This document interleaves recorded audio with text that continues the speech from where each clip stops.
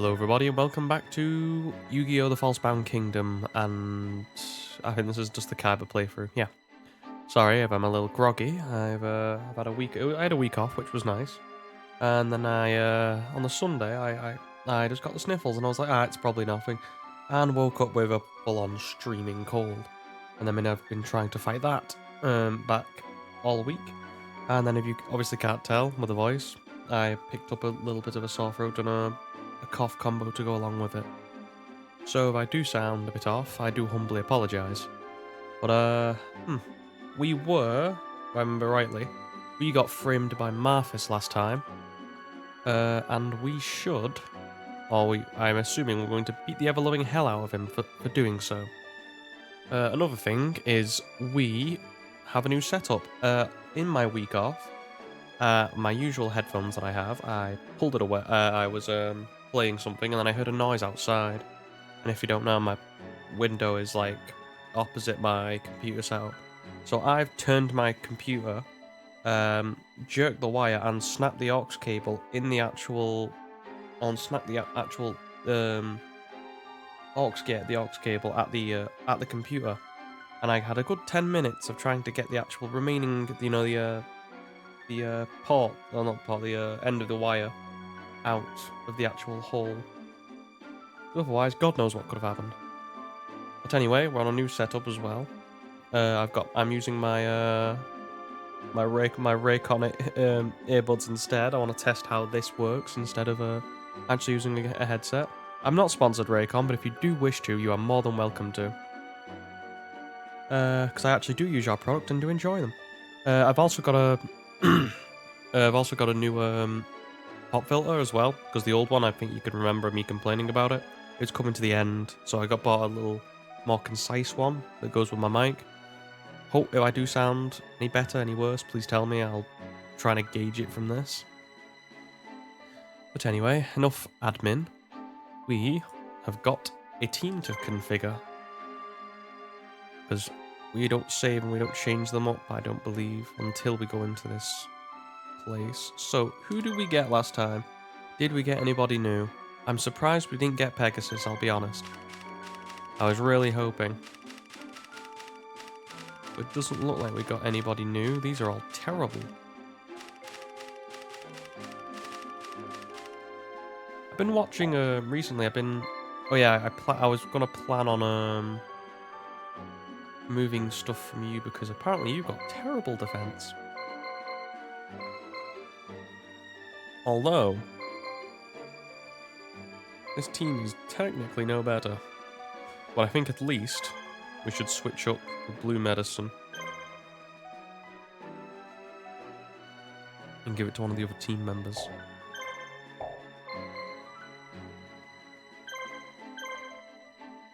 In Black Pendant, monsters from the Darklands can wear this with necklace that gives attack and a power-up and inflicts heavy damage on spellcaster monsters. Okay. I'm assuming that's for all fiends then. I think this works out. Let's try it on...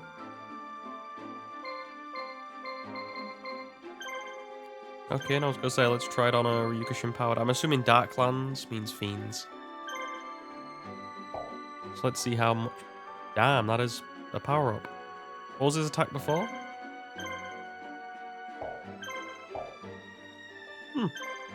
Just a 500 boost plus extra damage on spellcasters. Okay, I can work with this.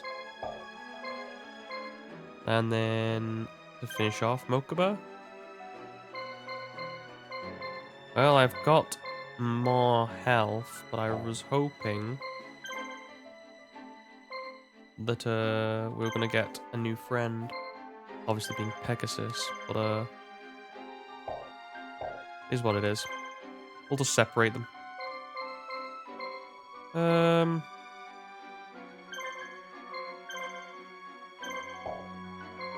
Try and break them up as much as possible amongst the boys, and then we should be good. Oh yeah, we got more beast fangs, didn't we? Who is a beast here on my team? I don't think crawling dragon counts. Does it? No. this legendary sword, because apparently you're a warrior. I mean, okay. And I actually don't know what Itatsumi Giant is in the actual card game, because it's a terrible card, and why would you ever use it? I think Armored Lizard might be the only one who can actually use it out of the 9 monsters we're using at the moment. So, I guess we're gonna load the boy up.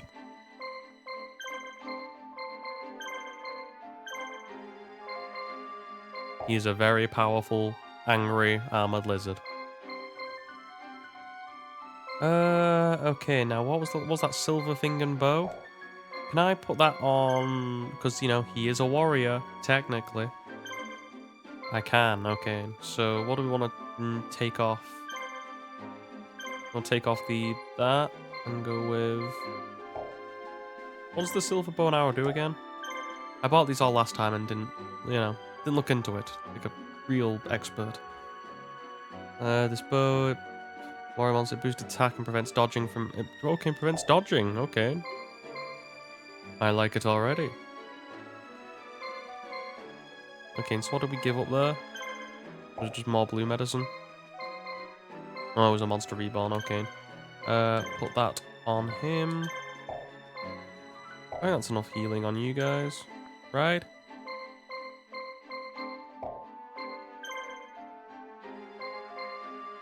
I think we'll give you an extra blue.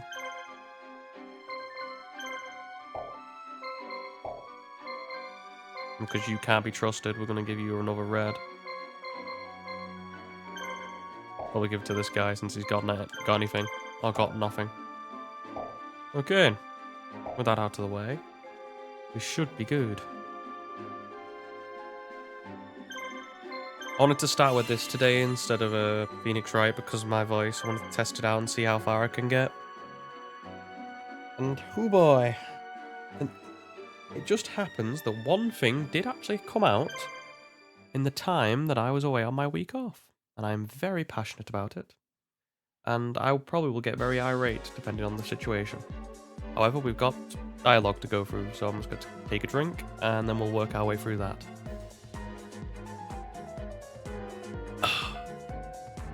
I can't remember what voice I give him. I apologize in advance. Kaiba, you traitor. You're completely surrounded.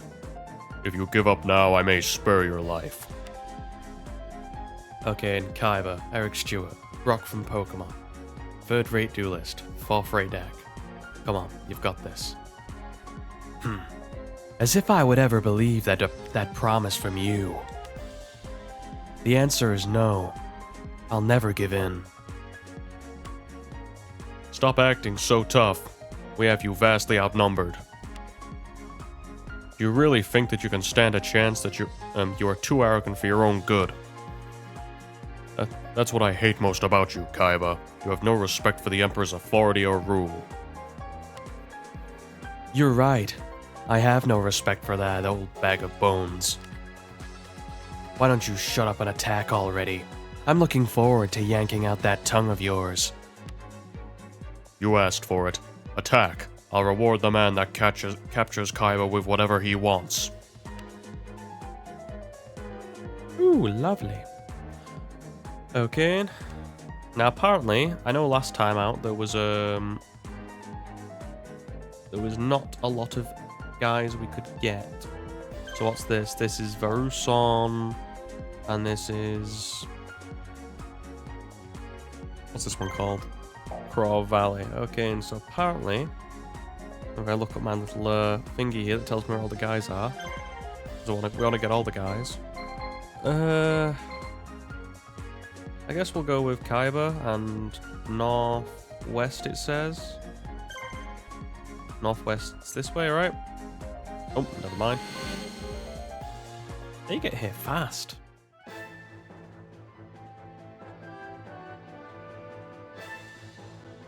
Okay, so as usual. Oh yeah, by the way, the three monsters are Armored Lizard, Blackland Fire Dragon, and Baby Dragon. Gonna play that game again. Okay, now none of those little tykes have got heals, which makes it all the better for me when I slap them up. But yes, One thing that did come out that I was, well, I wouldn't say excited for. It still wasn't really, I wasn't really too bothered, but it was passionate to me in a certain way. Was the Suicide Squad game, Kill the Justice League, and oh boy, did that cause some controversy on the internet. Now, for a bit of backstory, I am a big fan of of Rocksteady and the Arkham games. I've played them on the channel. I do love them all. Okay, and so Blackland Fire Dragon's guarding. And when Suicide Squad came, when it got announced, Suicide Squad, I was like, okay, like I can understand. That sounds like a cool concept in theory. I did have my, worries and things of, okay, and how are they going to do this in, say, the Arkham style? Because obviously, I'm thinking, I wasn't thinking the way it went, which was, obviously, if you've played the game or seen it, it's more of a looter-shooter style of thing, which isn't my cup of tea, but if you like that thing, you like that thing. There are good looter-shooters. I think I will go with Armored Lizard. And I was like, okay, in this game it might be for me, but it's Rocksteady. They're probably going to do a decent job. I think we'll go with Baby Dragon since he's guarding. I think they started off with being more of a shooter type of company, making shooters before they eventually got Arkham, and obviously knocked it on from there. Yeah, the game came out and people weren't happy, were they? They were very mad. And to be fair, I can definitely understand why. For instance, I mean, we're just getting, I've now seen the game. I'm not going to talk about its gameplay, apart from probably one gripe I have with it. You can really tell. If you like what, because the game's about what, 10. You get out of there. I want to give Bones some EXP. No, but the one thing I really noticed about the gameplay was if you're playing it, it seems to get very repetitive, as it's basically fight these guys, go to this place, protect this encounter, get these guys, and it's just a looter shooter, so it's not really a lot you can really do. Okay, and who have we got? We have got Ryukushin Powered, Penguin Soldier, and Axe Raider? Yeah. 6 for 6 so far. Okay, right. None of you had heals, right? Because I'm probably going to attack Axe Raider.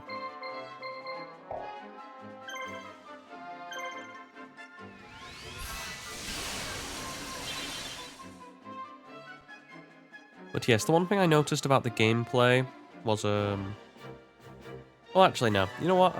We'll start from the top. I prepared I was preparing this, like, for a couple days, because I really want to get this off my chest. I'm going to tell you a little story. Right, Arkham Knight, I think, finished being released. No, Arkham VR was the last game they made, and that was around 8 years ago. 8 years ago, so, a very long time, you'd consider, or I would consider at least in terms of development. You'd think they'd have a high-quality game by that point. I don't know when, I mean, I think of the difference between Arkham Asylum and Arkham City and Arkham Knight. I'm thinking, okay, that was what, a 3 or 4 year turnaround, and obviously they had to change things because it went, a console generation change. So you can always afford a bit more time for that. But the real interesting thing was, despite you've had 8 years, so you've had a lot of time to get mechanics together, re-engineer some things, make, improve everything around the world, basically really master every single aspect of your new game and perfect it to what you would want it to be. And from my perspective, apart from the actual gameplay in terms of the combat, oh well, we can get into that on my opinions. Bearing in mind, I've not played the game, I've seen someone play the game from beginning to end. I can talk about the rest of it, but when it comes to gameplay, not giving my hands on it myself. So please take that in mind. It just seems I don't know what they were doing for 8 years, but it seems they've just completely lost the plot. In terms of, if you go back and watch Arkham Knight, or look at Arkham Knight as a game, that game looks a hell of a lot more gorgeous and detailed and beautiful than what Suicide Squad Kill the Justice League looks like for some reason. Like, I don't know how. I mean, what you've had 8 years. This is the problem. Every time I criticize this game, I want you to remember 8 years. This company has had 8 years to solve this issue and perfect the problems in this game. And watch how people are vocal about it. This is before we get into all the other fun stuff that we're going to get into. I want to talk about the game in its broad strokes before we get into nitty gritty. And the stuff that I find to be really insulting and arduous. But just the graphics are compared to Arkham Knight, I don't know whether it's because they wanted a lighter palette because they're going for a more colourful world. Obviously they're in Metropolis, but I mean you can see the lack of detail in it and time put in compared to Arkham Knight, where you've got like, you know, the rain off Batman in the world, and just like the lights and all the lighting and ambience. And I don't know what it is. Did they just take? I mean, I know you've had 8 years to make the game, but seriously, just put your feet up and spend half the time just, you know, sitting down and collecting your life. Because I don't honestly see what the hell you were doing. And it really frustrates me. Because I really do like Rocksteady, and I had hoped they were going to make a good game. And it's the slow ebb. You know, by all accounts, from what I've heard, the combat is fine, it's serviceable. It's not openly insulting, so at least they didn't screw one thing terribly. Oh yes, I forgot about this. We're on for an onslaught now. Well, hopefully Bones is going to get some XP from this.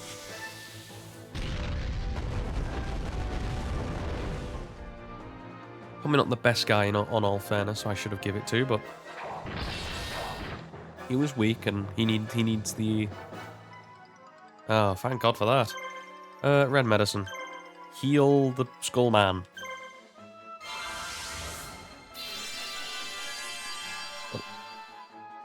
That's all I want you to remember. 8 years they spent on this. When I talk about anything in this game, 8 years they spent.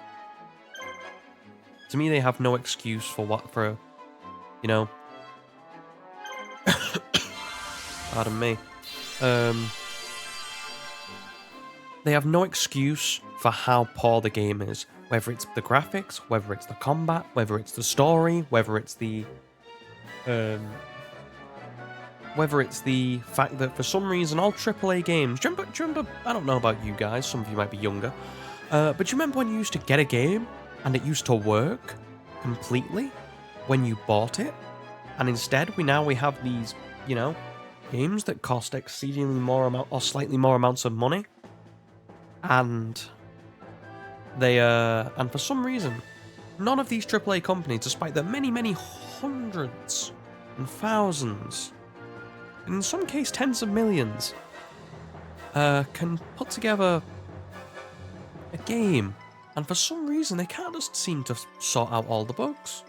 I don't know whether it's the laziness of just, oh yes, we can, you know, have online updates, so we can now just, you know, get an online update and patch it through. But you know, back in, you know, I'm an old fart now. Back in my day, used to make a game and it would work. And I've saw the problems that have happened with happened with Kill the Justice League, as well as most other AAA games. Like obviously Starfield was quite a funny one that I saw this year. Oh well, last year, but the less said about that game, the better. I don't want to help Bethesda. I'm not a particularly big fan of Bethesda. But you know, that's an industry-wide problem. We're talking about Rocksteady here as a company. And just the fact that, again, it took 8 years for the game we got, remember that. And you've got a game that's just unfinished. And another problem I've noticed as well, and this is probably a generic criticism as well, is the fact you have to be online, it seems, to play the game. Why? Because I've saw issues where the servers will have issues, and you just cannot play the game. I saw people streaming the game where they just can't, they had to stop because whether it was a server issue, whether the connection went down in the house, they couldn't play the game. That's dumb. That's really stupid. You know, for me, I play a game, especially for something like Suicide Squad, which, especially if you've played the Arkham games, are very single-player experiences. I know this game was definitely meant to be more multiplayer, but, you know,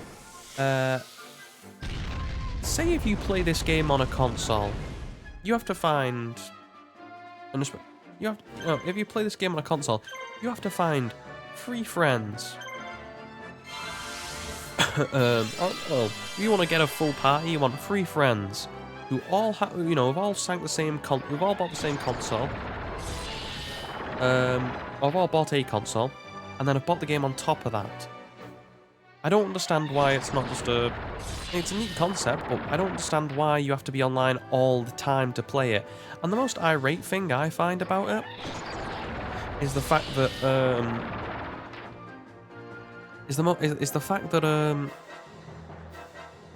trying to put into words, is the fact that I've seen all these things. You know, I've seen, okay, you can make the game online. What annoys me more is when you can't play the game online, but yet you can still use the actual shop in the thing to buy more skins and more, and you know, and other upgrades through like microtransactions or, you know, whatever. Because apparently that's just the way these game companies are going now. We can't make proper games. We're just going to, you know, keep eking money out of and draining money out of you so you can get a full experience for minute stuff that doesn't really matter. And it really pisses me off the way that microtransactions are going in the game industry. Okay, we got 3 of these guys, have we? Brilliant. It does really annoy me the way the games are going, where apparently for every reason yeah, we're going to eke out a little bit of money here and keep you paying for more things that you don't particularly need. I don't mind the actual concept of you having skins and stuff. Something like, I know it wasn't the greatest combat in the world in terms of gameplay, but say something like Doom Eternal. It has a multiplayer feature. All the skins that I got in that game and every upgradable, you earned by playing the actual game, whether it be single player or whether it be multiplayer.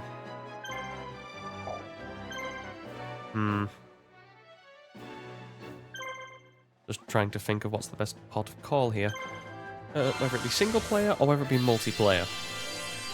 And you could earn different icons, different badges, different skins for your for the demons, for the Doomslayer, different you know, collectible upgrades. But they were all free, and I know you can buy them on the Steam store or anywhere else, but you had the chance to earn them.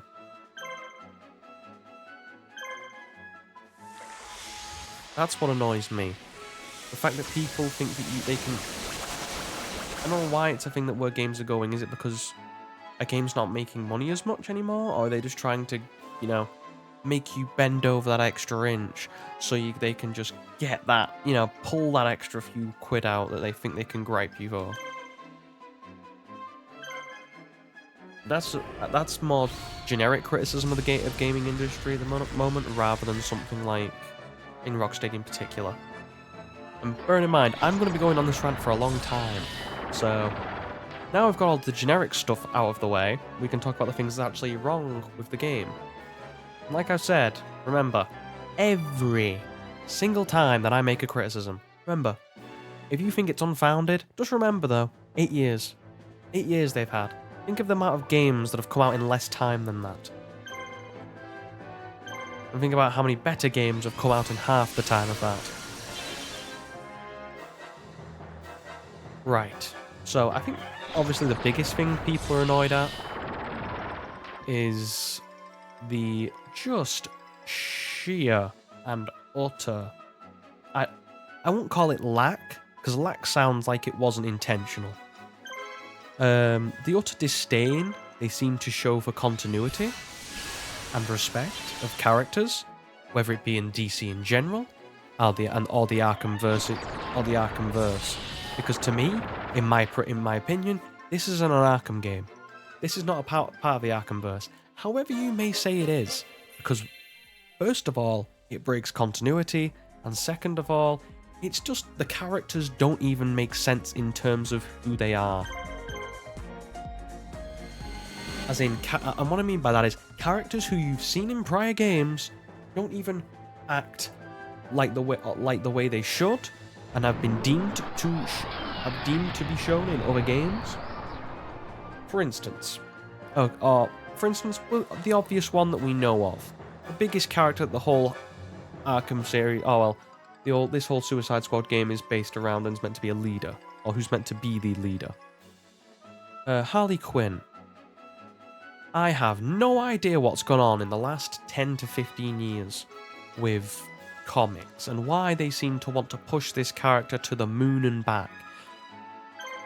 I think I can understand. I think it's personally for me, political reasons. For some stupid reason, people read comics to get away from stuff. Why do you need to shove politics into it? I understand if you want to, you can message it that way.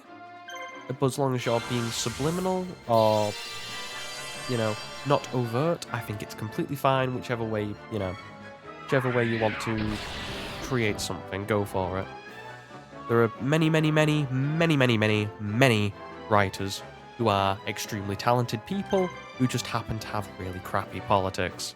It is what it is. And you're naturally going to disagree. Like for me personally, Alan Moore. I mean, if you don't know the story about Alan Moore it is Alan Moore, the writer or the maker of Watchmen. Alan Moore wrote Rorschach to be a very disdainable character. For instance, if you ever read or watched the film Watchmen, you can probably get this. Even though, why would you watch Watchmen the film? It's not good at all. It was a foreshadowing of what was to come with Zack Snyder films. When you give him a lot of creative control. But anyway, what I'm trying to get at is Rorschach was openly was made to be a character you dislike, and you were meant to like the characters more like is it Ozymandias and what's the Dr. Manhattan, the ethereal god, who's making these so big decisions and is tired of all and is omnipotent. And you're meant to hate Rorschach for being this, sleazy, very grimy person who's not, he's very easily not a nice person. But to be fair, no one in Watchmen really is. But the main issue is that I think that is funny about Alan Moore is for years he has been seething that he has made Rorschach, and the people have took ownership of him because Rorschach is the only one who actually believes in certain things in terms of he fights for the everyman, despite him being an insane person. Obviously, a maimer in some sort of way. He's a very he's like Batman, but he'll I'm pretty sure he would actually try and kill someone. I'm pretty sure he kills a... Will I get banned for saying the word? Nah, I can get away with it. If I'm clever enough. I'm pretty sure he ends up killing a nonce who doesn't get convicted of being a nonce. I'm not using the word I wanted to use. Because that's the thing, for some reason, in Alan Moore's head, he deems it to be like, no, these omnipotent characters who know better for society and knows what's better for society are the good guys, and this guy who's fighting for the everyman and for people to make their own rights and decisions are wrong, are wrong, and you should dislike him for being wrong. Look how grungy he is, look how awful as a human he is. He's basically a hobo. but yet people took ownership of him because, you know, people will always like an underdog and like what Rorschach believes because he is the man of, he is, as stupid as it sounds, he's a man of the people. Right. Get rid of Axe Raider. I'm going to be sat here for a long time because this is where the levels get really long when they start sending stuff at you. But, yeah. People took hold of Rorschach and went, no, Rorschach is right. Just because he's fighting for the everyday man and the rights of the everyday man to make their own decisions and not allow people who are above them to make those decisions who think they know better. Even if sometimes they do. And I think, you know, and I think this is the thing with, like I said with Harley Quinn, it's people shoving in the politics into a character that didn't really need it. Like, if you remember Harley Quinn, because if you don't know, Harley Quinn was made by Paul Dini, who made Batman the Arkham series, as well as Paul Dini wrote, I believe, the first 2, maybe 3. I can't remember if he was in Arkham Knight or if he was part of Arkham Knight. But he was, in fact, one of the writers in the Arkham City and Arkham Asylum games. And probably a big factor is why those games are so goddamn good in terms of story. I mean, I have one gripe about Arkham City. I've mentioned it before, but we'll let that pass because it's a great game nonetheless. One moment, I need to drink and also cough.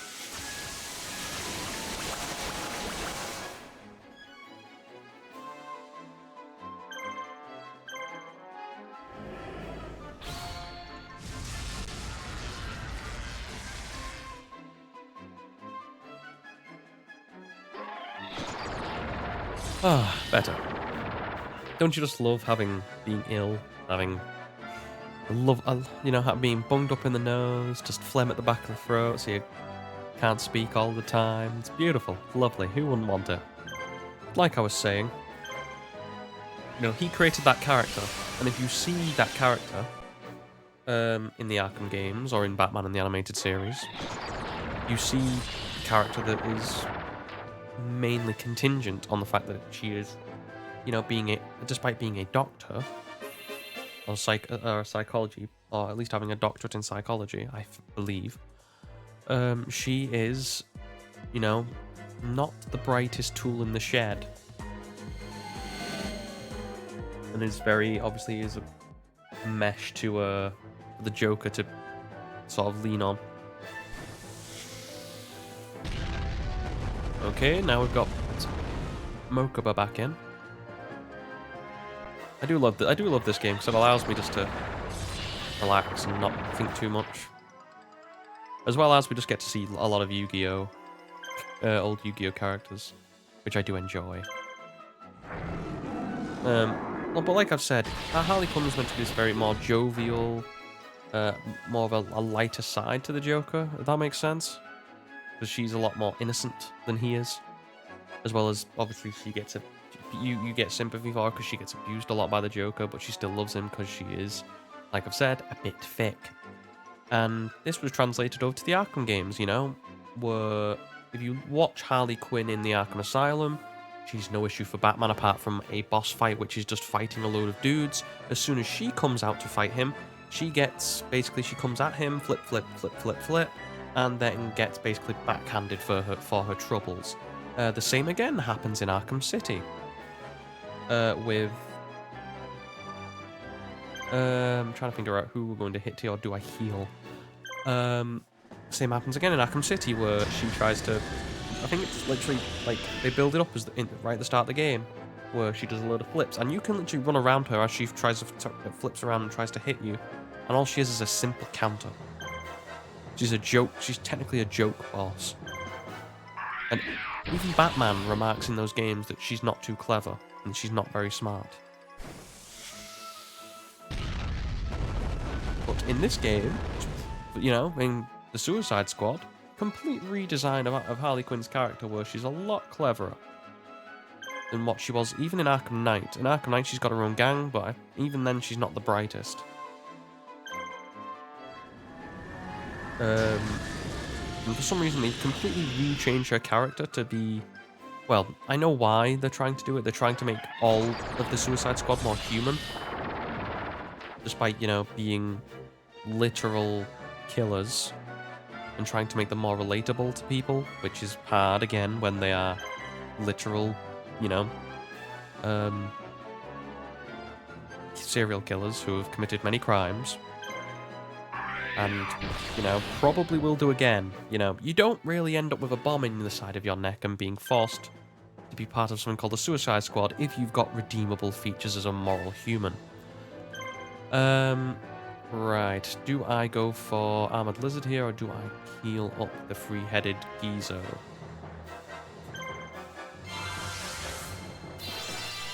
But Harley, I think Harley Quinn's the most egregious because they completely reinvent her character to be more, to be cleverer, to be somewhat of a leader when she was never particularly that in the Arkham games. The most leadership you get, I guess, is in Arkham Knight. And even then she gets her ass handed to her by Batman, literally with him being putting her over the side of his shoulder, like fighting a fireman's carry in some, well, not a fireman's carry, but just over the shoulder sort of deal. I mean, you know, that's another thing as well. And that's another thing with modern games. They're making, for some reason, I don't know why, they just seem to make every female character look ugly. I know I've talked about it in Spider-Man 2 before. I've talked about it in other games. And then, are they just physically incapable of making a character, or a female character that, you know, doesn't look... How do I say this without sounding very modern? I don't want to say the word mid because I hate the term. But, you know, very average looking. You know, say in Spider-Man 2, for example, I know there was always those things of it being a self-insert. I saw on Twitter that one of the people who wrote the game or was a part of the creation of the game looked, had a very striking resemblance to what Spider-Man 2's Mary Jane looked like. I mean, they also changed Mary Jane's whole thing to being a reporter rather than a model, which I think she is. I think, well, from what I remember, she's a model / actress. Or maybe that's my Spider-Man Tobey Maguire knowledge filling in. I could be wrong, but I'm pretty confident on that. You know, so to be so you just go through years and years of, you know, whoa, a miss. Is that the third one of the day? I don't understand what is the gaming world's obsession with making these. You know, it's happened in multiple games as well. Not just those two big games, like stuff like even God of War Ragnarok were they put in female characters who, you know, or trying to think of another game, like even Alan Wake 2 that's come out recently as well.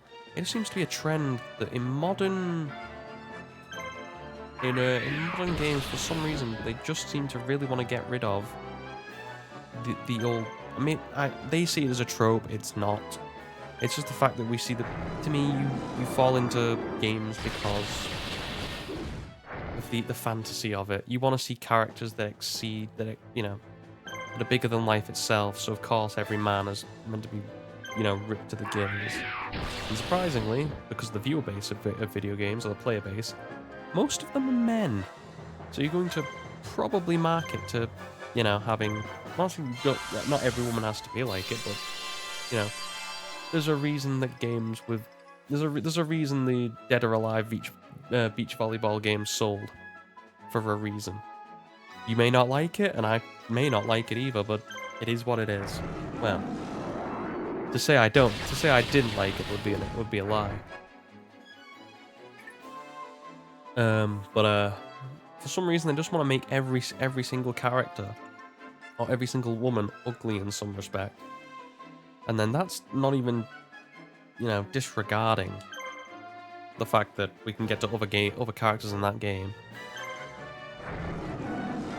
just the complete character assassination of Harley Quinn as well as the Justice League, which I guess we should move on to. The fact that the Justice League were meant to be honorable, servants. I know they're evil, but it's just the way that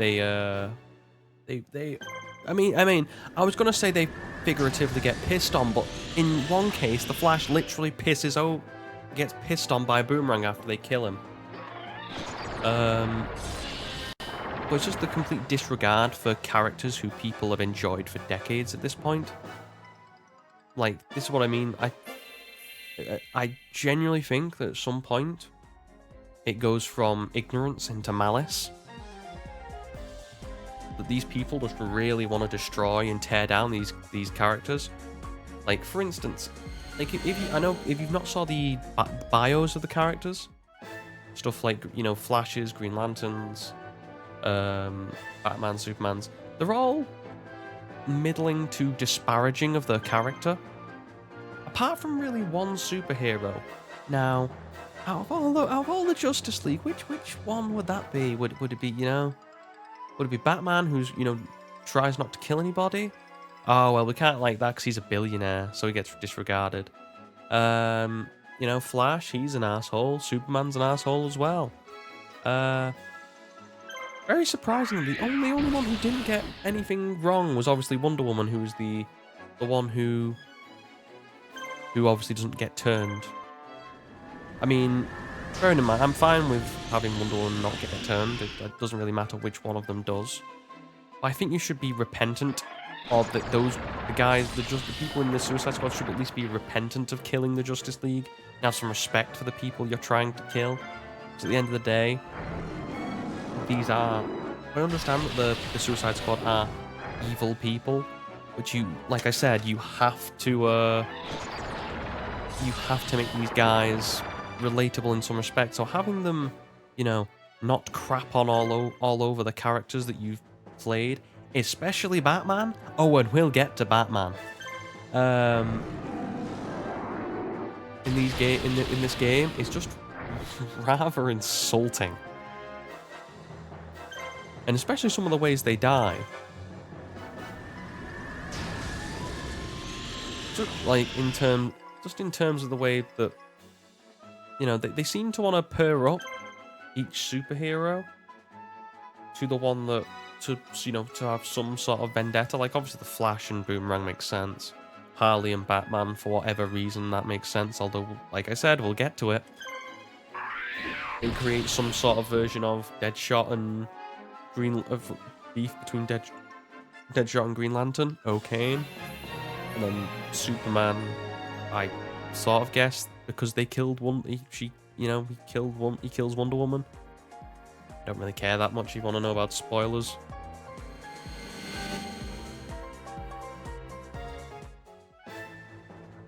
But it's just the fact that they completely crap on the Justice League, apart from Wonder Woman, who is held up as this ever-loving beam of goodness. And she's so great, in fact, that she gets pummeled by Superman, and the Suicide Squad just watch. They just watch. It's in a cutscene. It's like a minute and a half, 2 minutes, and they just stand there doing nothing until she's basically dead. And then I think one of them chucks a rock at Superman. But meanwhile, you could have lured his attention there beforehand, before the one person who could have killed him potentially actually could have done some damage. But we'll get away from bad writing because it's plagued in this game. And that's another thing we'll get to. But it's just a complete lack of disregard for continuity, whether it be from King Shark using Green Lantern's ring when that's not how a lantern ring actually works, or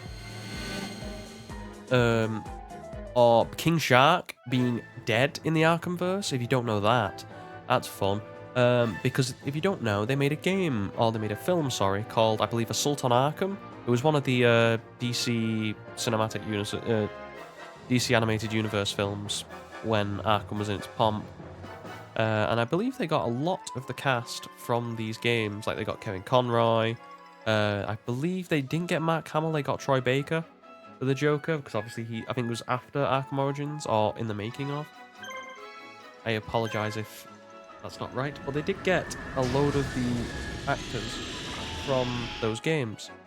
And it's based in the Arkhamverse. Now, I believe that it is surprisingly or coincidentally based on the Suicide Squad. And I believe, because it's been a long time since I've seen the film, and my knowledge is a bit rusty, so forgive me.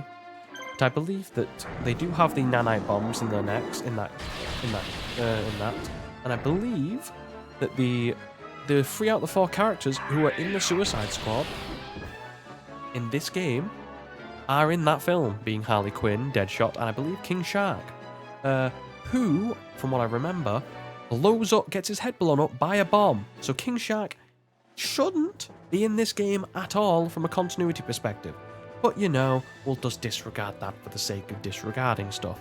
And whilst we're disregarding stuff, why don't we get on to Deadshot? Because Deadshot is...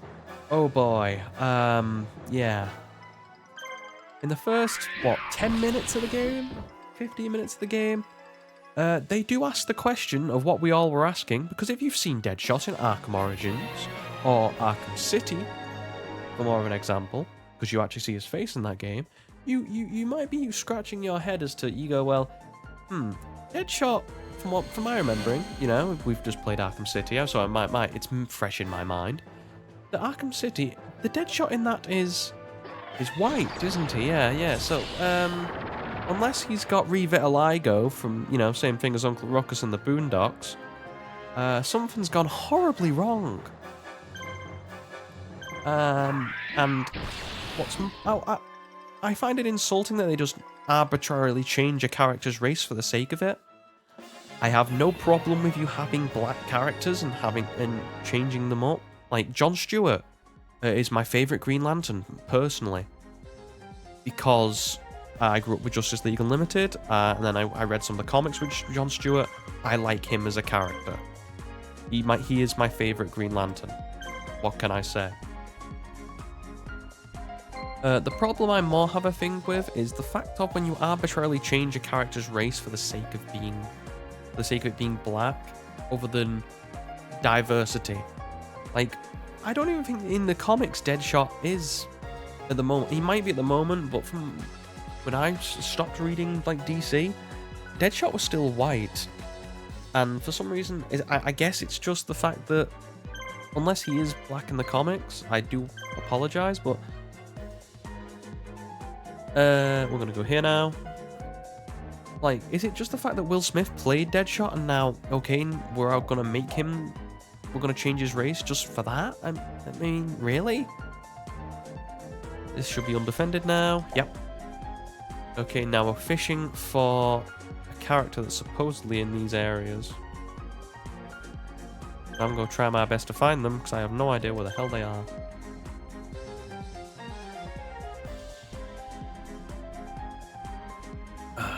But the fact they would just arbitrarily change the race for characters is just dumb. It's stupid. I understand why you're trying to do it. You're trying to get diversity good boy points with the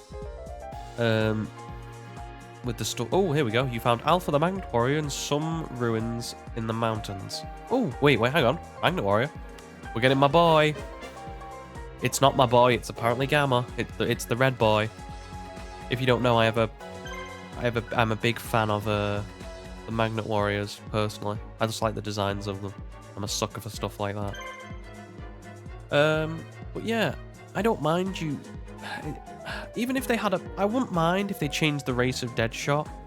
Well, I would, but if they had a good bloody reason for it. But just for the sake of diversity, and for some reason this this DIE sort of thing, where they want to just... You know, for some reason they have in their heads that if they put so much people from other backgrounds, it makes a better game, rather than just sticking to the continuity, which is what people actually want. They just want to be told good stories. Doesn't matter what the people look like. And I find it more disparaging that, you know, it's only when it's kept happening over the last 10 years, whether it being comics, whether it being film, whether it being, you know, any other sort of media. The fact that people can just, for whatever reason, just think it's a good thing to, okay, and we're going to put, I'm assuming this is the same, no, yeah. they can just shove, or they can just willy-nilly change a character's backstory, or change the race of a character for no, for any arbitrary reason. I wouldn't mind if they had a decent reason. Oh well, I would mind, but I would mind less if you had a well-founded reason for making that character work. Or even the fact that you pick a character, you pick someone because like say in films, like you have I'm trying to think, like say something like isn't Morgan Freeman play is Morgan Freeman, yeah, plays, is it Little John in like Robin Hood Prince of Thieves, the one with Kevin Costner? I might be wrong in the title of that, but you know, him and to probably more of an extent, definitely more of an extent, Alan Rickman make that film, and it's because of his performance that it's a better film for it. Now I can you know, I can take stuff like that, but it's when you get so, or you don't put, you know, you just do it willy-nilly for the sake of it. Like, you know, if you're putting Morgan Freeman in a role, okay, I'm willing to work with it. You shouldn't have done, but I'll let it pass because Morgan Freeman's a great goddamn actor. You know, everyone wishes he narrated their life. Personally, I wish for someone like, mainly because I like to annoy people. Although I guess a narration would only be me, and I guess it would get boring at times, or it'd get annoying at times. But I'd quite like Brian Blessed to narrate my life. I mean, just, if you ever seen Brian Blessed, he can talk in it's a very jovial sort of tone, combined with the fact that, combined with very loud and very quiet moments. Although he's known for very loud moments. But it's just the fact that for some reason they want to just shove, like the only thing I can say is for the sake of diversity. It can't just be for the fact that they're like, well, they can't genuinely think that putting just a person of a different race will benefit the game in some way, apart from maybe financially, I guess. With like I said, they get, I believe, like, I'd have to look into it, and I don't particularly care. I probably should, in the fact that, like I said, with the DIE sort of things, that they get, I believe they get money if you do certain things like that. Because, you know, that's a good thing to want to put in your game for some reason, or want to put into society for good things. You want to just, it's a very divisive thing. You're going to piss off people either way, which is why I don't understand why games or media, or any media, films, go down that road and they even publicize it as well, which is more annoying. They publicize it in terms of like they say, like, you know, this, for me, this all started, say, like with the female Ghostbusters, when it was so like overt. Like, yeah, we're making this and screw all men. Okay, and well, I'm going to tell you now, you basically just lost half of your, you know, you probably lost a good chunk of your viewership just because of the fact that, you know, you should be making games for everybody. And if you just say, well, you know, don't care about men, and you treat people like basically, it's, I don't know what it is with people confuse female empowerment with the disparagement of men for some reason. And I can understand where it's coming from, I guess, but you have to remember that's going to come off as really insulting at times, especially when a lot of your viewership, being a lot of these franchises, which surprisingly, you know, are mostly made up of men, whether it be comic books, whether it be games, whether it be, I don't know, you know, films like something like the Ghostbusters.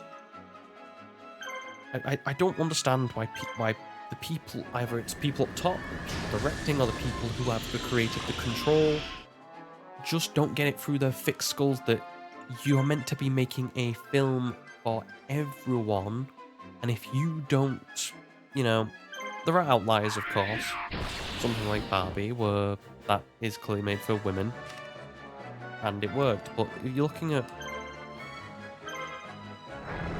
But if you're looking at other things, like I said, like in the game world, like I'm trying to think, like I've said with Batman or with comic industry, or even stuff like trying to think what else, but it's not coming to mind. You can, you're going to lose viewership. You're going to lose. You're going to lose viewership. You're going to lose people. You're not going to make as much profit. All you're doing is marginalizing a part of your fan base for the sake of entertaining people who, or for I guess trying to attract a new set of fans that are that are less, that are more finite than the fans you're going to lose. So you're going to be making less money anyway. I find it frustrating and quite frankly stupid.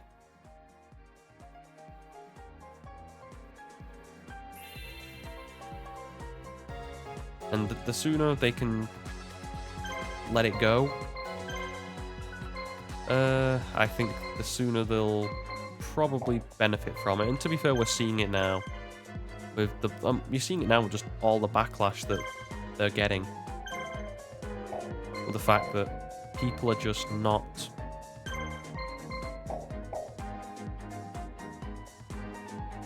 You gonna go? Rokuba? You going, bud? Attaboy. But I think you're seeing it now, the fact that people are just getting fed up and are just tuning out. Because this has happened for years now. It's just insulting. But yeah, just the complete disparagement for some reason of just whether it be legacy characters because of who they are, and I think there's a thing of deconstructing characters as well. For some reason they just have a really big, or really have a good time just deconstructing characters for the sake and tearing other characters down to put other characters over, and replacing older characters with newer characters who are less interesting. You know, I recently watched Indiana Jones, the new one, and God, is that a shame to watch Harrison Ford just stumble around.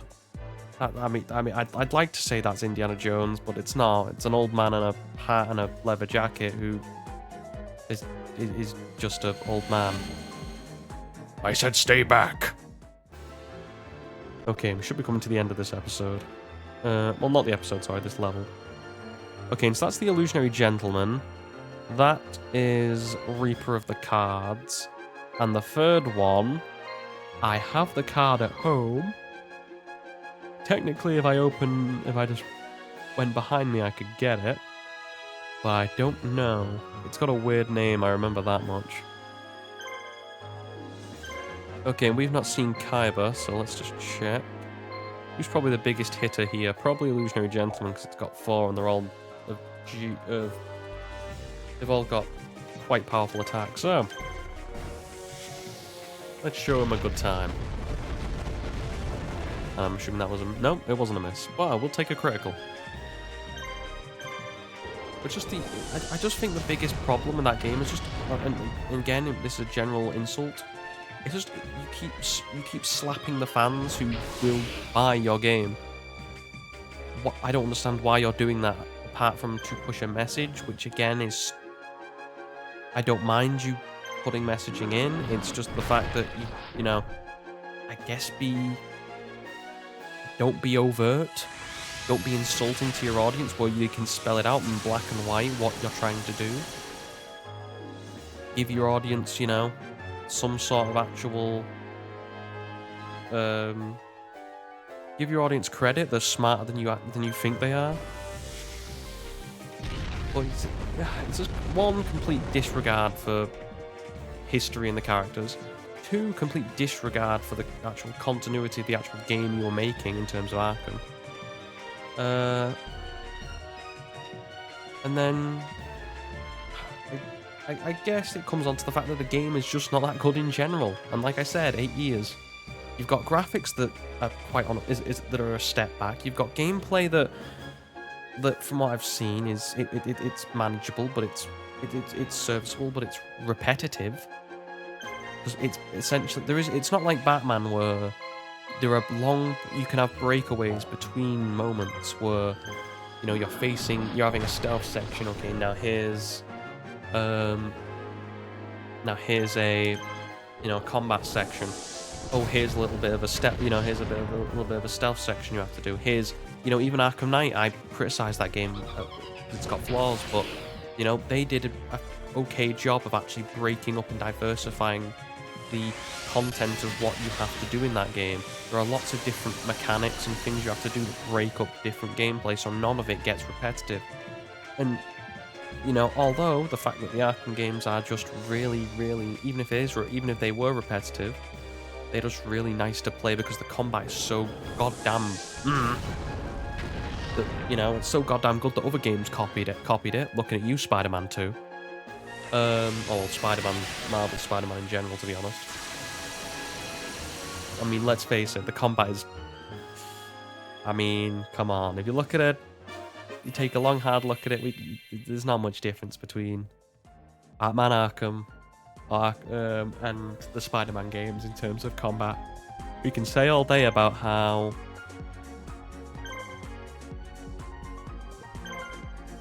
Okay, just waiting for this guy. And we'll give Bonds the big EXP drop. I also want to see what's in here. So that's why I'm waiting for Mokuba to get here so we can get a discount. Probably should bring Kaiba back, and also in all seriousness. In off you got blue medicine, we got a lot of that. I guess we could go for another monster reball. But apart from that, there's not really much I want. Goblin Secret Remedy, we don't really use it, and we rarely ever get paralyzed. But I guess... Nah, I'm not taking it. Go get 'em, Bones. I believe in you to a degree. But you've just... the gameplay is from, like, say, Arkham Knight, which is very open-ended. You know, you can go from a Batman section to, like, a stealth section to a combat section. So all the stuff you can do with a Batmobile, which, like I said before, was a great idea. I always think the Batmobile in that game, instead of being a tank, should have been used as more of, like, similar as a tool to Batman. Like, it helps with traversal, and you should use it as a tool as, like, any of your other tools that you get as Batman. It should be able to help you, you know, create ways to advance the game, like you did in the Ace Chemicals section, where you need to make ramps, or you need to use it as a sort of jump start, or you know, interesting ways like that, like with the mines. I thought was interesting. Was a nice way of doing stuff. In this game, it just seems to be either, you know, if you break it down to its base components, it's basically a game about just shoot the enemies. I mean, yes, you might have to save some people, or protect something, or blow up a certain amount of things in a time period. But at the end of the day, it's just shoot things. And it's always going to be just shoot things, because it's a looter shooter. Like I said, it's not my style of game. I'm just not that interested. And especially, I think, for people... I think that's a reason why people dislike it as well. It's because it's so far away from the Arkham games, and because it's such a drop-off in terms of the actual gameplay itself, because the Arkham gameplay is very fun, and in the Suicide Squad gameplay, for me, just seems to be, like I said before, repetitive. Seems to be serviceable, but, you know, not something you would, you know, not revolutionary, not like what Arkham Asylum was at the time, when you went the combat system and everyone went, Jesus Christ, that's genius. And then they just kept developing and perfecting it, whereas with Suicide Squad, you can go, okay, I've seen this been done better in probably better places, but it's not terrible.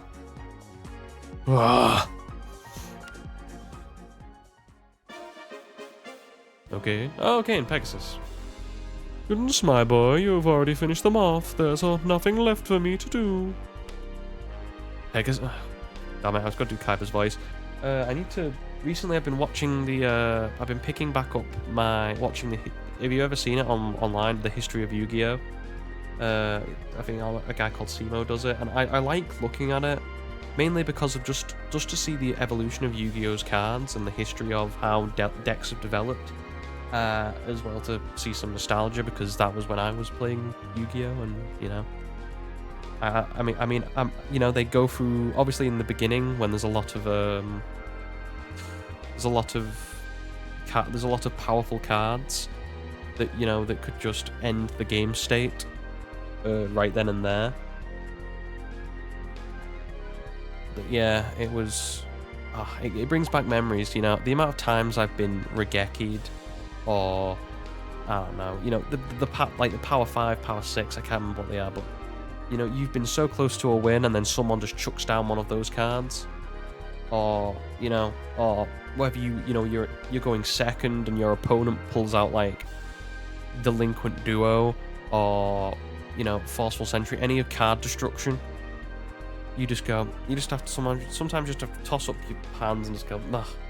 But that, I think, to me, I know people complain about Yu-Gi-Oh now being a massive, like I wouldn't play Yu-Gi-Oh now personally because it seems just to be turn 1, opponent goes all out to try and destroy you, and if you're on second, your whole thing is trying to not get destroyed so you can survive in turn 2.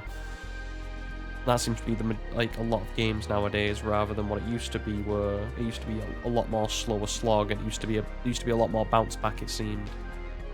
Because you both had extremely powerful cards, and the game could change on a die. On a die, well, not literally on a die, depending on what card you were playing, but just change on the fact that if you drew into one of those powerful cards, the game could turn in an instant, even if you were on the back foot.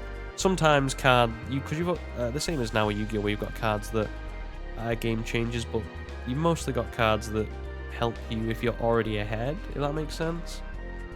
But I you know, it makes me nostalgic, and you all should check it out. It's a good, you know, I think it's a good watch to learn, especially if you're young as well and want to get into Yu-Gi-Oh, or want to remember what Yu-Gi-Oh was when you were younger, and just, you know, comparing decks. But anyway, okay, Eric Stewart, Kaiba, third-rate duelist, 4th-rate deck. Let's you know, if there is space life out there, you gotta teach him how to duel. Got it. Okay. You're a third-rate duelist with a 4th-rate deck. Pegasus, what are you doing here? I heard about your trial in Sigvarfs and rushed her as quickly as I could. Good to show that Konami's still doing the great quality control there and checking dialogue. But it looks like I am too late. More likely you are far too quick. I didn't need your help. Marthis was never a match for me. Sorry about my voice again. Like I've said, I'm struggling with a cough, a sore throat, and a cold all at once, and this is the first day I felt like being good enough to do so. You are now being chased by the Empire because you were seen talking to me. How very unlucky. It doesn't matter. I wasn't fighting for the Empire anyway. Ah, so my feelings about you were right. But none of that matters now. You cannot run to the Empire. It will be impossible for you to accomplish your goals all by yourself. The Emperor will send the Imperial Guard after you. Why don't you join my resistance? We can help. Not that again. Thanks for the offer, but I don't like working for others. You dismiss my offer too hastily, my friend. I want you to be the leader. Yes, Pegasus would definitely say that. What? I may be a marshal, but I'm not an experienced fighter. Without my Millennium Eye, I quite frankly suck. I've been looking for a skilled leader to help me defeat the Empire, and I think you're perfect for the job. If you'll join us, I'll happily give up the mantle of leadership to you. Why? I don't want the people of my land or anywhere on this continent to suffer anymore. Pegasus having a heart? This doesn't seem right. I mean, he is an AI version, or he is an NPC of Pegasus, because this is based on the Japanese, on the Japanese version of Yu-Gi-Oh, as we said last time, and Pegasus is dead in that universe.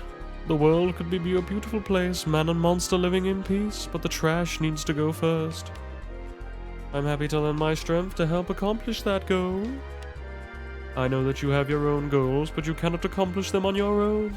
You need help, you'll have that. I have a feeling that when you accomplish your goals, I will also...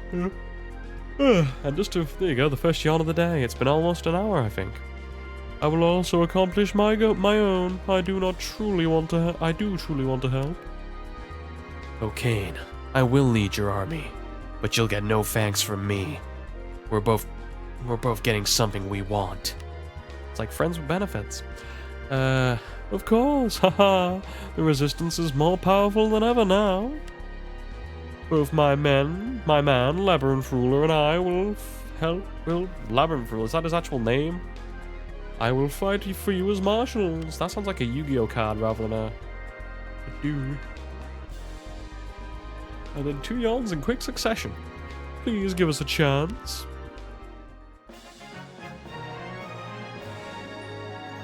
Yeah, like I said, like I was going to say, these, once they start coming at you very quickly,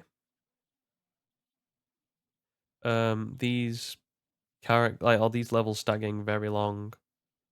Just because, like, you have to deal with all the guys coming at you, and then you have to actually, go and get, get all the bases, get any other items you need from those said bases if you want to pay for a trader, and then, yep, you have to. It's a nice slog. I like it because I get to ramble about stuff that's going on in the world and somewhat important to me. Right. Following the advice of Pegasus, Kaiba sets out to gather other powerful marshals for his new army. Kaiba's first likely candidate is the ruler of the deep forest of Inzam, located in the eastern side of the continent. Okay, and so who's it gonna be? He's getting up marshals. Okay, and he's in the forest. Forest. Who plays with things that would be in a forest? I mean, Rex, but dragons, nah. Well, dinosaurs, maybe. It's not gonna be Mako, because Mako is in Yugi's side. And this is about battles. This is around Battle City, so it can't be anybody after that. It can't be probably anyone from the side games, or from like the filler arcs either. So I assume it's going to be either Rex or Weevil. It could be Bandit. Could be Bandit Keith as well, because we saw Bandit Keith earlier on. Oh well, Britain Keith, as I will now call him. We don't have bandits over here. We are a respectable country. Or at least we used to be. Rumour has it that this marshal can control the forces of nature and has a substantial following in the deep forest of Inzam. I want to say Weevil. Okay, and that's Labyrinth Ruler, I guess. What is Constructor? Although he does have some nice monsters. Zanki, Shadow Ghoul, Dark Chimera. I can work with these. I can work with all 3 of these. And Pegasus just has the exact same monsters he has when we faced him. Which is pretty good, and I think I'll keep unless I get a Toon monster. Which I don't know if I can get in these games, or I can get like Toon Summon Skull. Toon Blue Eyes, I think was the round at this point. I can never remember what Toon monsters were active and weren't. Just because the Toon monsters are a very displaced bunch. Should have bought more monster reborns. Yeah, they're just a very unfortunate bunch in terms of the fact that... trying to think which blue medicine I should take up. Obviously give it to Pegasus. We've all got 2, and Dark Rabbit sort of sucks. For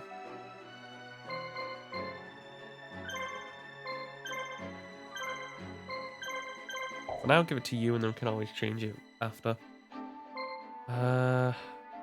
We did get Thingy, didn't we? Gamma. No, Pegasus likes toys. Does he like magnets?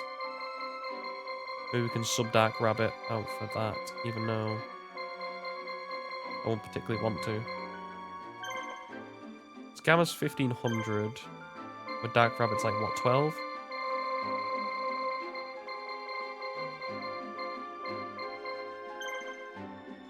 Definition of power creep, ladies and gentlemen. Yeah, this is a thing as well, with the fact that if you don't level up monsters, they just don't become very usable later on. Yeah, I think we'll keep it with Gamma.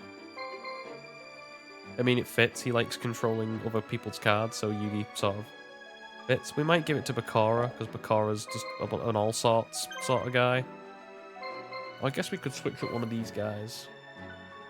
I mean, that's more of a Paradox card. None of these scream Pegasus cards to me. Well, he does need a guy that has a third one. Like, I'm tempted to switch this with Bakara, because I don't... Oh, not Bakara, Mokuba. Just because of the fact that I don't want to really use Labyrinth Ruler. I'd rather use Bakara just because he's interesting. How am I 3 out of 8 marshals? That's what I mean. Bakara's sort of like, I can give him anything and it kind of fits.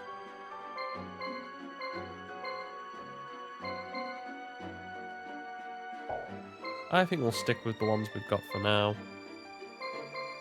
Need to go with Bones. Although, is that the only spellcaster we've got? I think at the moment it is, unfortunately. A lot of fiends and a warrior. Do I take off this for Tatsumi Giant? Try and give it to Zanki instead. And give something else to Kaiba. He's 1500, which is probably still better than the rabbit. So I guess you can stay. We'll give you this and the blue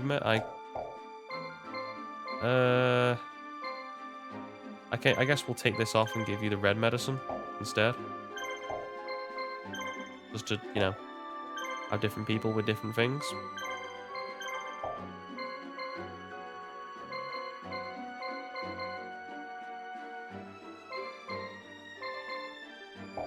It'll work, probably. Okay, now give you legendary sword, so you get a boost. I guess give you blue medicine as well. And you've got the best defense. Did you not have anything on you? Yeah, you had 2 reds and 2 blues. I probably should swap one of these guys out.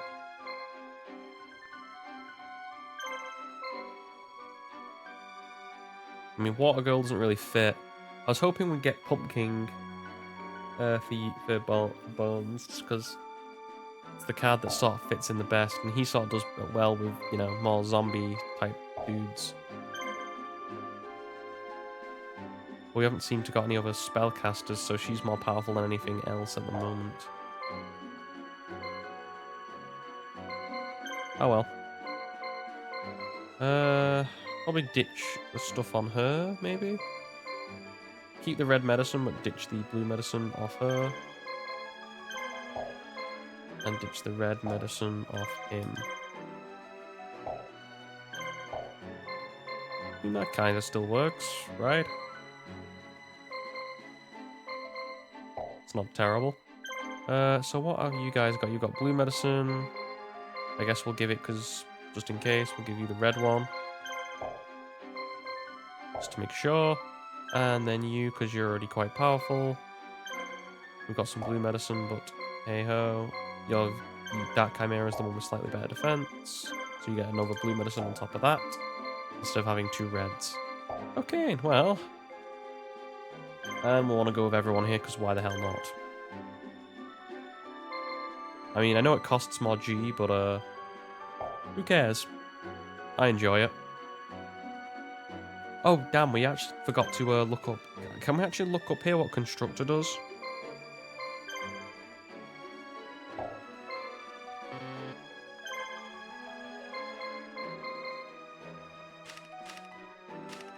Field Adept, Mountain Adept, Night Adept.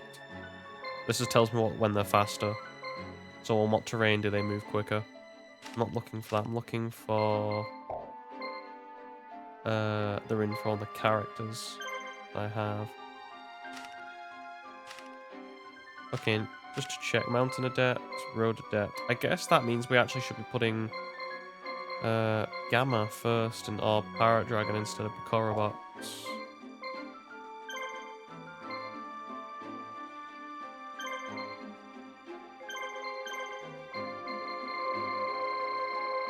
Which is a bit of a shame, but it is what it is.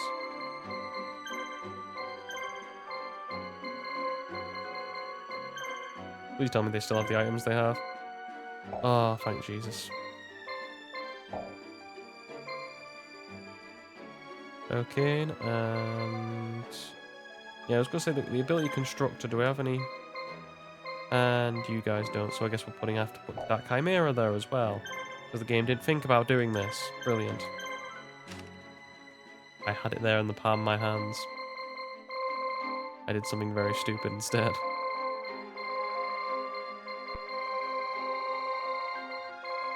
Where's that Chimera? Shadow Ghoul. It's your Knight Adept. How about Mokobas? This explains a lot about why these characters move so slowly now. What do you think, Guido or Berthamet?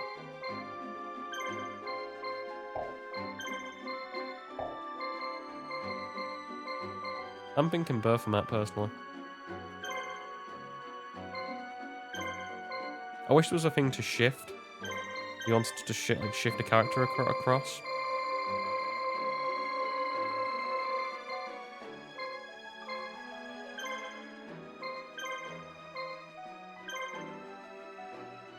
There we go.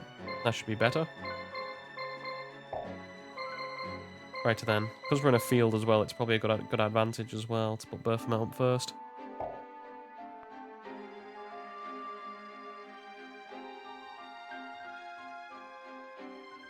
So we'll save. Okay, and I think it's either going to be Rex, Weevil, or Bandit Keith. I'm going to go with Weevil. Forest seems to be the better place. Mountains would seem more Keith. Oh no, would seem more Rex, this sort of thing with the dragons and such. Dinosaurs. And Keith. Well, Keith could be anywhere, to be honest. He's Keith. So I'm going Weevil, Keith, Rex on my list of people it could be. But because of Forest and we're playing old Yu-Gi-Oh! It's Weevil. Okay, and what did Weevil sound like? I don't know if I can do the voice, because my voice is good, but okay, and I'll give it a shot. Okay, and it's like a high pitch sort of like a. Okay, Seto Kaiba, is that you? I'm the former Duel Monsters champion of Japan, Weevil. Never heard of you. What? You think you can make fun of me and get away with it? I expected the ruler of the forest to be a major player. Why not give up now and come work for me? Oh, you're asking for it. Work for you, huh? You'll be working for me by the time we're done. He has a more of a high-pitched, annoying voice, but I just don't have it in me today.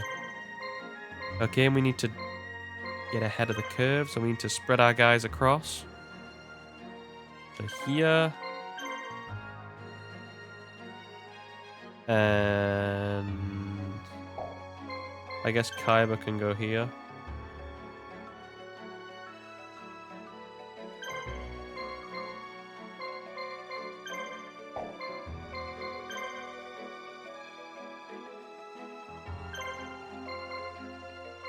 And then get Pegasus out so we can put him back in, and then he can take up that spot.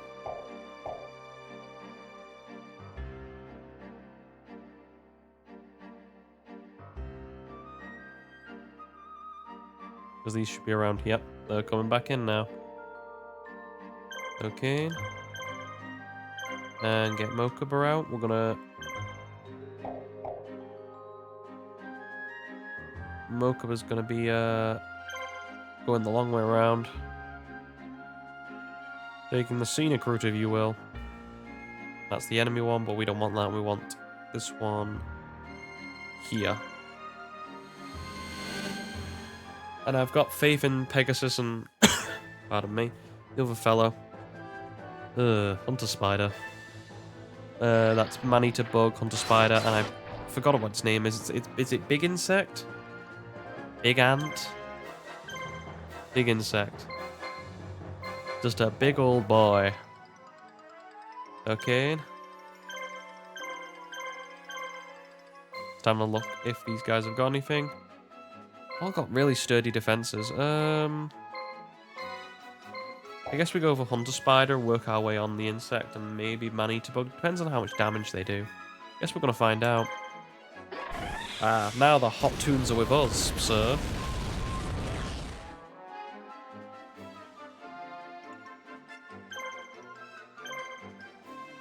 But yeah,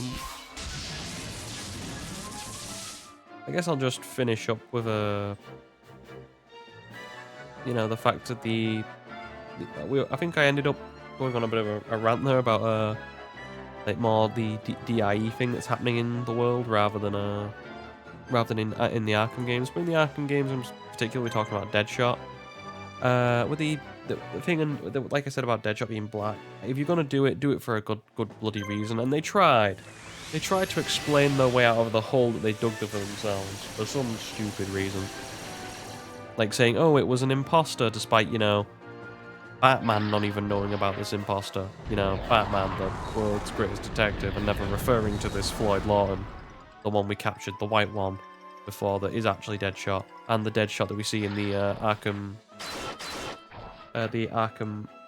Assault on Arkham movie as well. It's just actual Floyd Lawton. For some reason, this one apparently he's the imposter, and not the one in the new game. They tried to explain it, but when you try to do something stupid for the sake of doing something stupid, you get punished, and it looks stupid. And the most annoying thing about it, to be fair, oh well, no, not annoying, but insulting, is probably the better way to use it, is the fact that in the first 10-15 minutes, you honestly get told by the Hunter Spider guarded, so I don't really want to hit him when he's on a guard. Hunter Spider guard. I was repeating myself though for some reason. Got caught up in my train of thought. Right. But in the first 10 to 15 minutes, they're all chained up and they're all arguing between themselves, and I believe it's Captain Boomerang who is, for some reason, he is the punching bag. I know people meme on him because he's Captain Boomerang. I actually don't mind him as a character. And you could perceive Captain Boomerang as a threat. Oh wow, those guys just don't intersect. They just pass right through each other, don't they? I thought they would stop. He is just sending an onslaught of spiders, isn't he?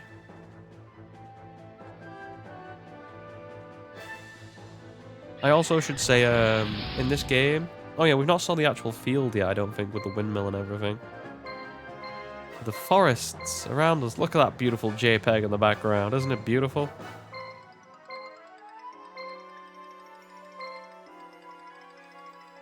Oh yeah, I forgot I could zoom in. Right. I guess we just rinse and repeat. We've got heals, so we should be fine.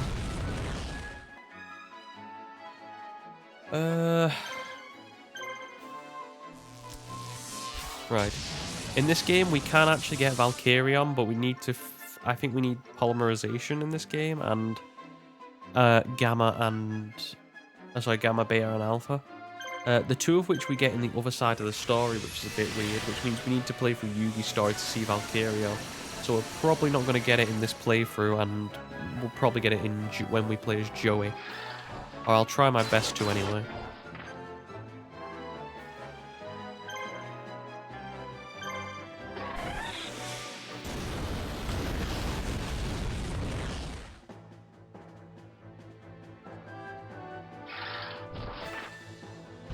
yeah, in the first 15 minutes of Suicide Squad, they're all arguing between each other, and Deadshot, as a, you know, Deadshot, also Captain Boomerang says, isn't Deadshot supposed to be white? Which, you know, I think it's a fair question given the circumstances. And Deadshot looks at him and goes, shouldn't you be shouldn't you be supposed to be shutting your mouth? Which is I found it more insulting, as it's basically I know people might not see this, but to me it felt basically a thing of, it basically felt to me like they were telling the basically shut up, bigot, and accept that Deadshot is now black for some reason, just for the sake of it, I guess. You know, shouldn't you be shutting your mouth? It's not an argument, it's just a stupid thing. It's basically saying get over it. Which works in certain cases, I guess. Say if it's something like with recasting, I thought they did a good job in like Iron Man 2 when they got Dom Cheadle for I can never remember the guy's name who played him in the original. He's been in other things, I just can't remember his name, unfortunately. But they went, you know, the first time they put Dom Cheadle had a scene in, it was, well, you wasn't expecting to see you here.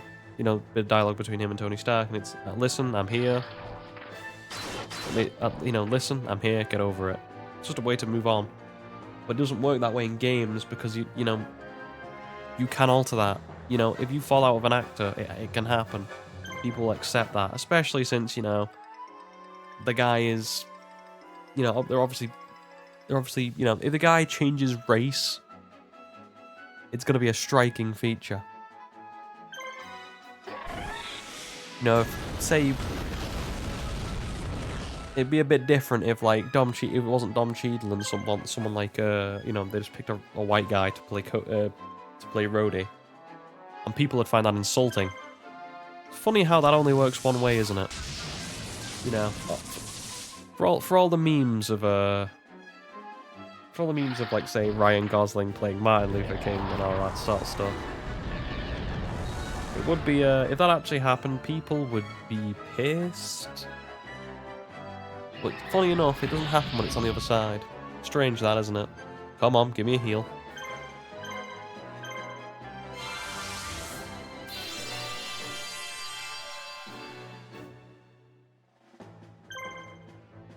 I know, I just think you should stick to the continuity as best you can. I think it creates the best sorts of media.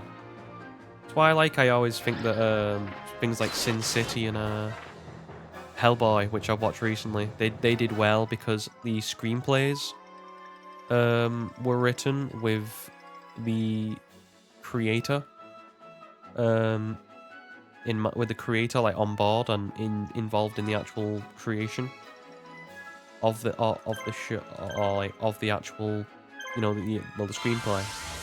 Like I know, like, is it Mike Mignola who made Hellboy? Was involved in both of the Ron Perlman's film, you know, the Ron Perlman films, the good ones. It's a shame they never made a third one of those. I always wondered how that trilogy would end. And like I said, although I don't agree with Ron Perlman, I do appreciate him as an actor because I think he's great as Hellboy.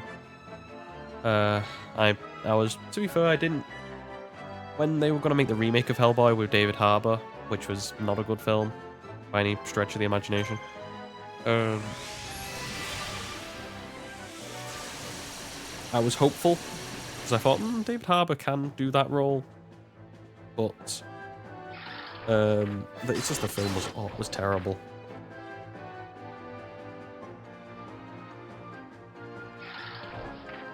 Okay, getting your digs in. But yeah, like, I think that the big thing was that in those screenplays, like I said, with Sin City and the creation of those projects, the fact that the person who made them was involved heavily. I think that's always a positive when you get the person who, you know, whose baby it is to consult or work on it and help you basically guide the hand to try and keep it on point. It's the same thing why, like, it's why I consider Lord of the Rings to be one of the greatest, you know, trilogies of film ever written, or ever, you know, sort of put down on film, I guess. just the fact that that's it. They even said, like, if you listen to Peter Jackson at the time, or listen to like the extended cut, or the interviews they give about it, they all, or everyone seemed on that job to care about the art, care about the books that they've read, and the world that Tolkien created, and really emphasized and put down into, and just, you know, went, right, we are going to create this as honorably as we can do.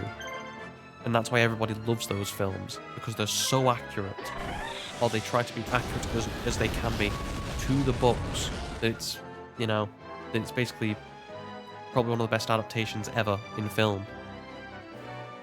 And, you know, there's obviously going to be gripes that people have with it, but with certain things happening, you know, that you're going to get that anyway, but things being missed out in the books, but, you know, you've got to, it's a film, they have to cut down stuff, which you can always understand.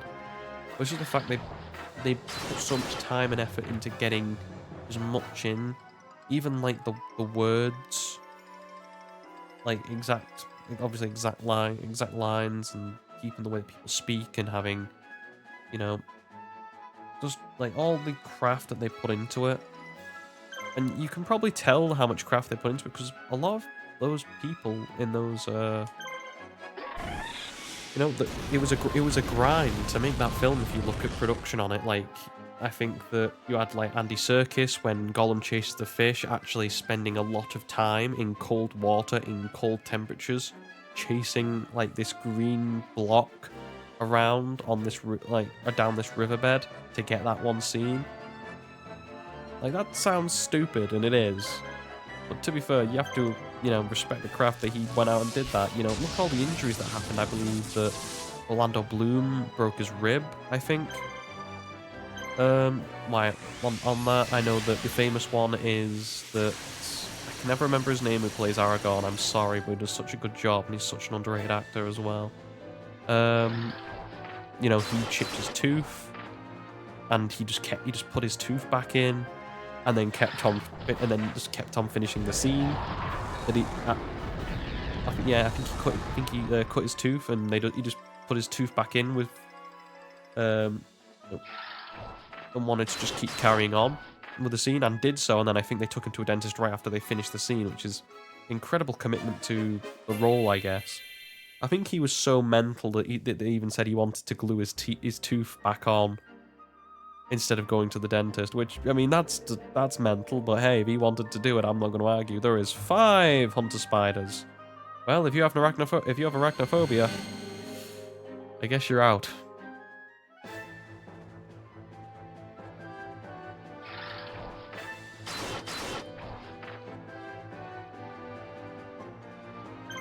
Right then.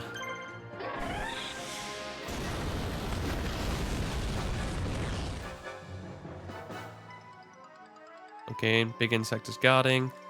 I think it's a good time to do this to the Korra box.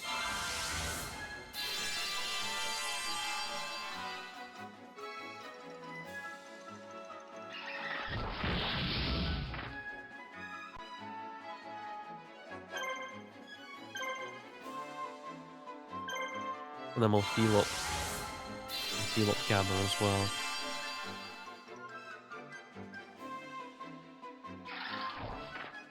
Okay, one moment. Just gotta clear my throat.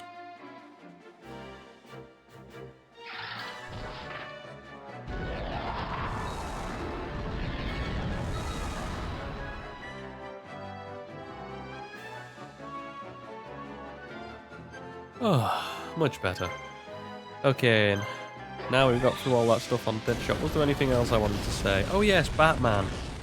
Probably probably the biggest hot button issue that I left for last.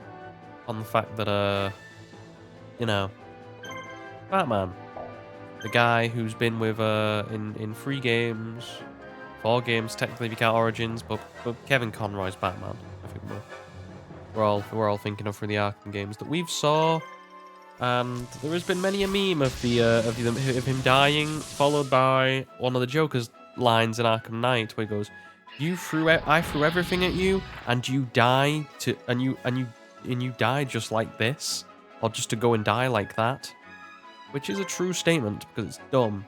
He died in a disrespectful manner to a character that was beneath him. Probably because they really want to for some reason, they really want to force Harley Quinn, like I've said before, for reasons. I don't know why. They also want to force, like, stupid things, like with Poison Ivy. Like, she's a child now, even though she died in Arkham Knight. Oh, and they don't get me. I mean, you could say, I don't know if she's from our world or from an else world. Which, can we please just let this thing of other worlds and other dimensions die? I mean, it's a fun concept and all, but it's played out now. We've had Ant-Man. We've had... I could see this when the Avengers films were coming out with time travel, and I thought, are they going to do... I mean, time travel's pushing it, but the way they were talking about the quantum verse, I was like, are they trying to do something to deal with like the multiverse and stuff? Because I was like, and then I saw, like, obviously with Kang, that's gone down the crapper now, hasn't it? With what was his name? I can't remember the actor's name. The actor's name being dragged into a court for some reason. I'm not clued in on the issue. Someone will probably tell me in chat if not. But you know, obviously Kang's probably in the toilet now, but it was in the toilet anyway because you let him get beat by Ant-Man. Ant-Man. And I actually didn't mind Ant-Man in the first film. You know, I thought, oh, they're creating different characters that we like, and it was a different type. The first film, well, it was good and different because it was actually written by someone who was, you know, competent at what they do. In Edgar Wright, who's a really good writer and director in terms of he wrote the Cornetto trilogy for, you know, with Simon Pegg and Nick Frost, the like World's End, Hot Fuzz, which might be my favourite out of the three, and Shaun of the Dead. He's a really talented bloke and obviously really gets comedy. So that's why I think I didn't like Ant-Man. Was probably when I was younger. One of probably the films I'd watch more. One of the Marvel films I'd watch more just because it was, you know, it was different. It was as stupid as it was because it's a guy who controls ants and can shrink. It's a bit of a comedy character, but that's why they treat it as such. And, you know, they got the perfect casting. They got, like, I mean, you know, what's his name? Paul Rudd's a great comedic actor. If you've not saw him in like Anchorman's other stuff. And then I've had a soft spot for Evangeline Lilly ever since Lost. It was Lost she was in. Been a long time. Right.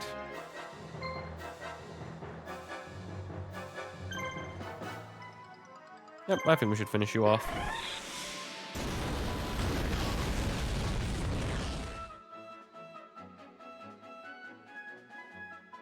But yeah, it's just the complete disregard they had for the superheroes as mostly Batman, though. The fact that they killed him with a character that's just so...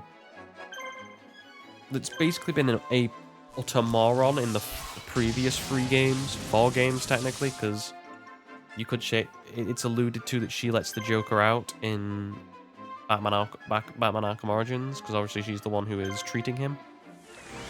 And then from that starts a riot at Blackgate Prison. So this character is not very smart.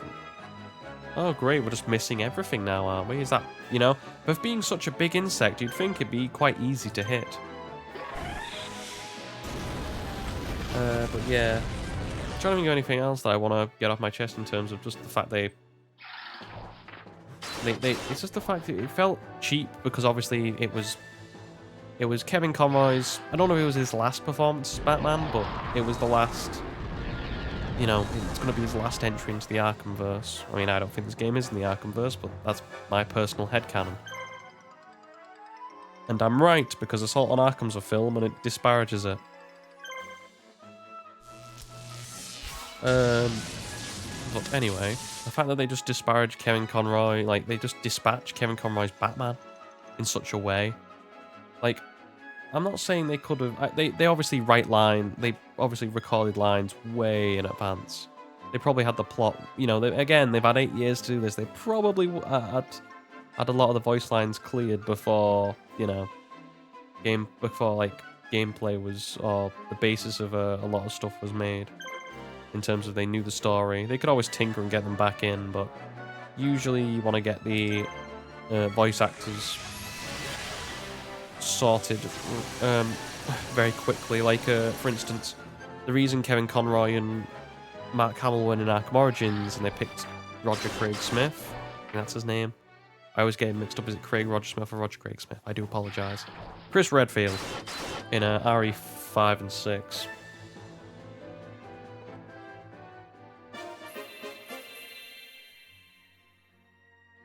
The reason they had those is because they knew Arkham Knight was in development as well, and they wanted someone to they were like, we cannot have you guys recording them because we've got so much dialogue we need to get through that we need you now, basically.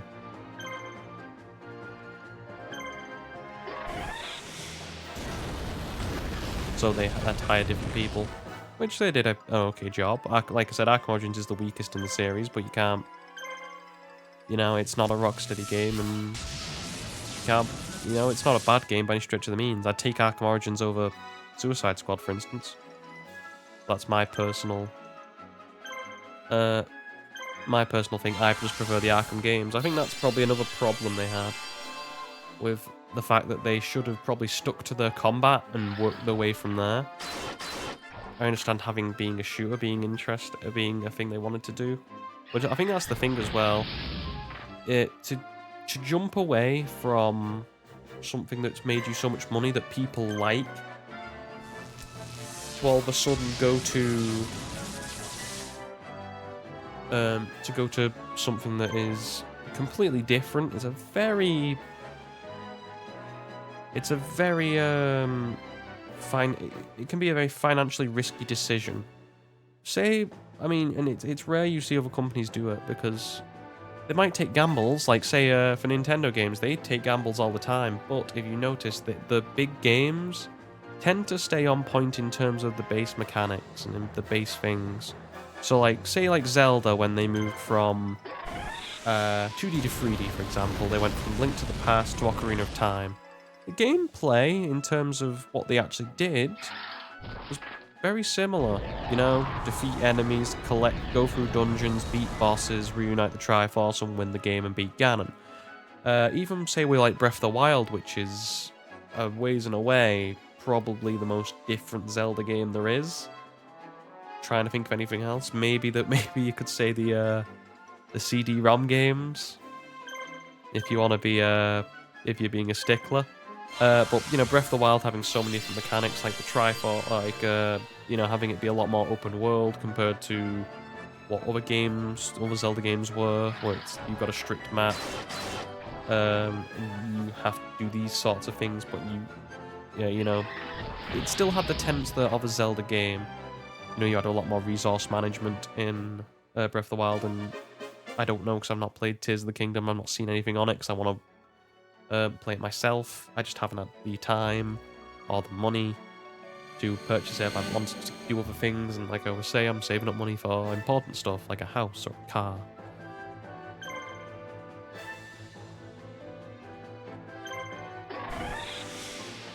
So I buy some games, but I know I have to think ahead, cut my cloth accordingly, so to speak.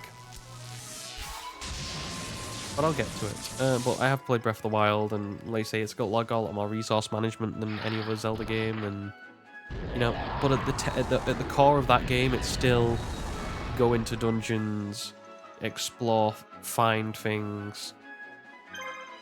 You know, solve puzzles. The basis of it's still the very same game, but yet people would say that Breath of the Wild and Tears of the Kingdom would go so far as to say they're not technically Zelda games, but yet they still have the core concepts of Zelda games.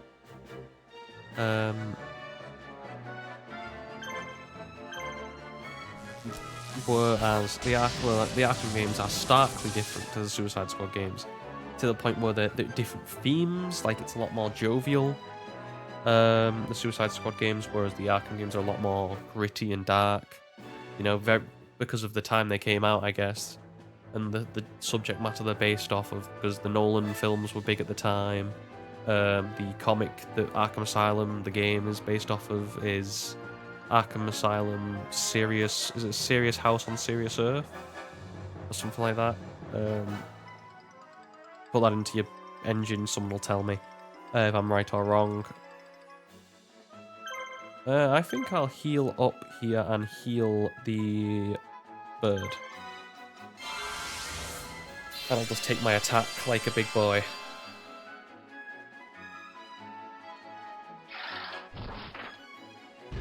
But, yeah, it's... The fact that it's a very striking difference to the Arkham games, and I think again, 8 years, I'm going to keep hammering this home until you all remember it, and it's in your head forever. They had 8 years to work on this thing. That's the most egregious thing, personally, to me. You spent 8 years and couldn't make a good game that people, like and want to play, despite you being marvels at doing it 8 years beforehand. But it's the fact. If you say you had split it into 2 4-year periods and made 2 games, you could have made another successful game. Probably maybe another Arkham game, who knows? Maybe that 4th Arkham game could have been a continuation of, what we saw in the Arkham Knight DLC, where you have, you see the remnants of what Bruce has left behind. I mean, that's a weird thing as well that I'll probably get onto while we're talking about it. The fact that they just gloss over the fact of Batman just, the whole nightmare Batman, and the fact he just pops out of nowhere after like so many years to just be like, he just pops out of nowhere to be basically saying, yeah, I'll be a part of the Justice League. Batman, who is, again, it's our character for this Batman. Well, you see his reactions with Robin and Selina and Nightwing, and he's very cold to everybody. And I don't understand. It doesn't seem like a thing this world's Batman would do is join the Justice League. Because he's a very cold character. He doesn't seem to be very trusting of other people. I'm not saying it's out of the realms of possibility, but you have to develop that relationship where it's basically like in films or like in books. You have to earn the right to do something. You cannot just do it. You have to build it. You have to build to something for where that makes logical sense. You can't just stick A and B together without making the jump that makes sense.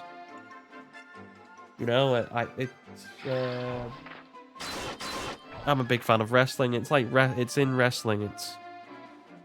You have to build up a storyline where there's moments, and yes, you can have your subversion, and yes, you can have your your little moments of good stuff like that build an angle or highlights of an angle. But at the end of the day, you've got to get to that. You've got to build to that match between the two people, or between the people you're talking about, and get in and out of that area. And eventually, the correct result's going to happen. If you build up to a result enough, like say, I don't know, at the minute, there's been a lot of things with, I know Vince McMahon, Jesus, I don't want to talk about that with a 50-foot pole. But, the stuff that's going on in WWE at the minute with The Rock and Cody Rhodes and Roman Reigns. The biggest problem that is people, you've set up a story for 2 years at this point about Cody Rhodes finishing his story, winning the championship his dad never had. Which, it's quite a simple story, but most stories basically are. But then you develop that story and have him go through triumphs and go through, go through the basically journey of a hero, to eventually where he hits the precipice and wins the title. The problem is you've now subverted that with The Rock basically coming in and basically going, yeah, haha, that was nice. Now, it doesn't matter what your story is.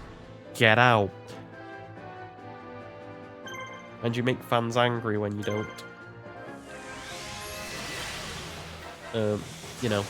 Two things you want to do. You can't get fans invested and then take it away from them unless you've got something better building.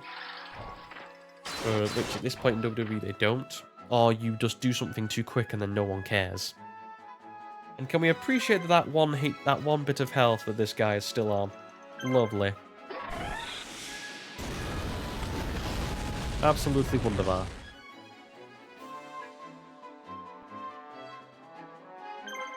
Oh, surely we must be coming to the end of these guys by now. But yeah, it's just the fact that, like, for some reason Batman joins the Justice League, you hear nothing about the, apparently he's reconnected with all these guys. It feels like, as strange as it sounds, like, Kill the Justice League has more in relation in terms of a story to Gotham Knights than it does the actual Arkhamverse, because things just happen without any rhyme, reason, or context. Like, with Ivy's relationship with Harley's just now a thing, despite them never really talking in the Arkham games.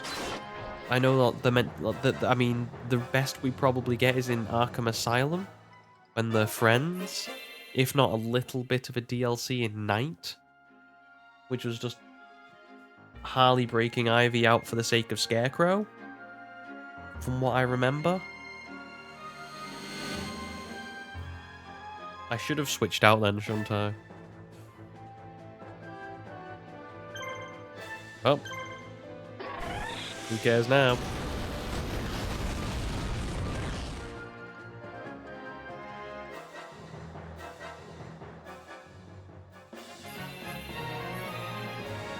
There we go. Gotta get these guys up level-wise.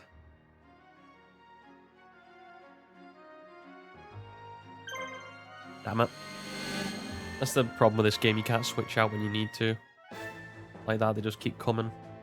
Wave after wave, especially when it's so many enemies as well. Well, at least Pegasus will get a load of levels off this.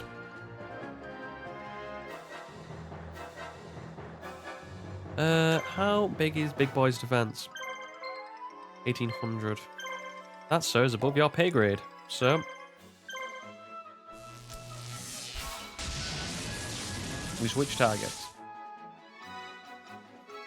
You, however, my good sir, can definitely hit through.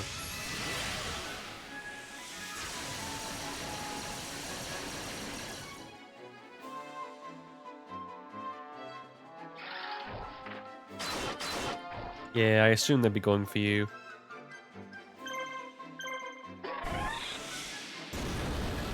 Get rid of the big boy ant, although apparently he's flame retardant. But yeah, there seems to be a massive gap in knowledge of things that have just happened between Kill the Justice League and the Arkham games. There needed to be a gap there, and like I said, if they made like a game branching the two, maybe it could have, dealt less of a damage. But like I said, they treat the characters like crap. Kevin Conroy got a half-assed monologue at the end, basically saying, Batman's the best, Batman's cool, yeah, and then, thank you, Kevin, which was nice. I'm not saying it was, but it was, not the best way to send a character off when you've just literally killed him by putting a bullet straight between his eyes, tied up onto a bench. This is Batman, the guy who literally has gone through, how many fights in the Arkham games to be killed by Harley Quinn of all people. This character who, for what people in the comic industry over the last 10 years have tried to make her out to be in the Arkham games, as written by the person who by the way, made Harley Quinn. Harley Quinn was made by Paul Dini in the Batman animated series, and then she became a comic book character because they liked her so much. You know, they just flip her character arc on a flip her character traits on a you know, a whim like that.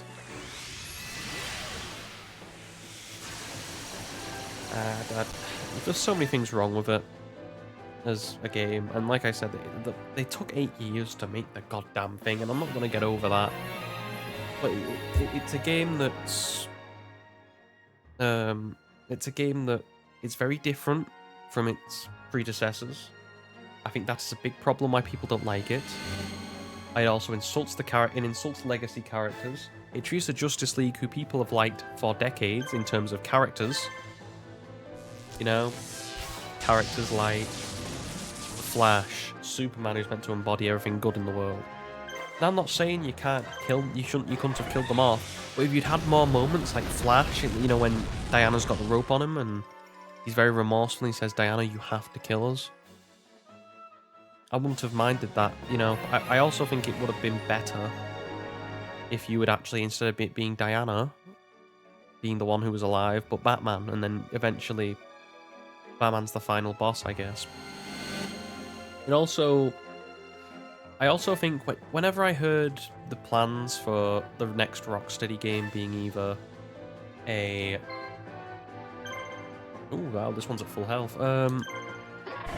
Whenever I heard the plans for the next Rocksteady game being either a Kill the Justice League or a Superman game was on the cards, by if you remember rumors, or you know, maybe a game as Damian Wayne or a Justice League game, anything like that, barring the Damian Wayne game, I always worried, because you were always going to be dealing with a problem with scope in that sort of game, because the combat you could probably do with most characters. You could do it with Lantern, say a Justice League game for example, you could do it with Superman, you could do it with Lantern, you probably could do it with Wonder Woman.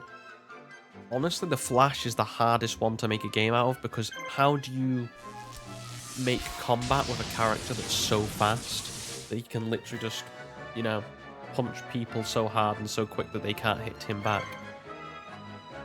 I mean, like with Superman, it's a bit more simple, but the only problem with Superman is power gauging, because obviously Superman's Superman.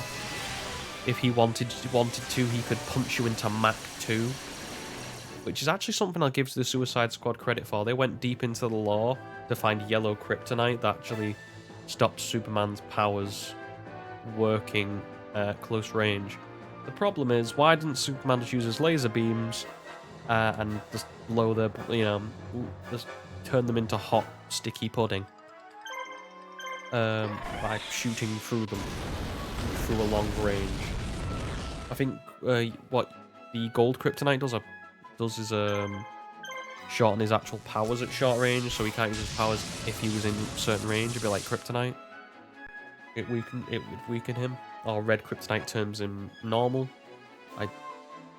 Oh no, that was a red sun, wasn't it?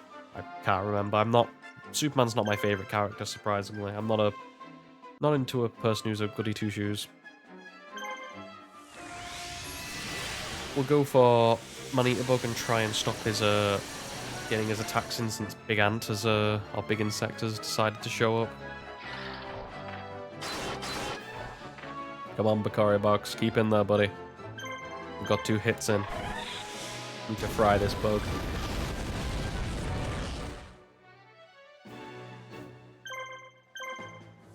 Bear in mind, we still have literally to beat Weevil yet. We still have to beat Weevil. Come on, no crits. Attaboy. He holds. It's alright, we're probably dying next turn anyway.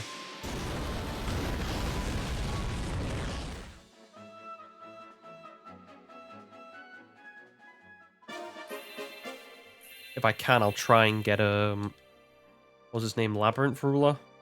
Joe's Pegasus hasn't changed. He really cares about his people who work for him.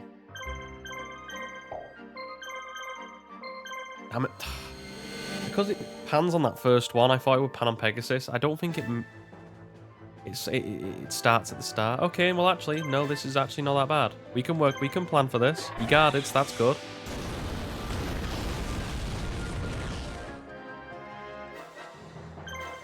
All we need to do is pray that we get a hit with the courier box before he gets his third attack in, which we do.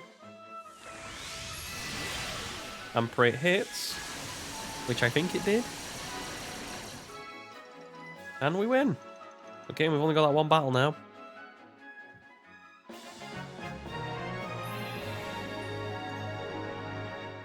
Whew. Well, I know it's going to be the thumbnail for this bit, for this one.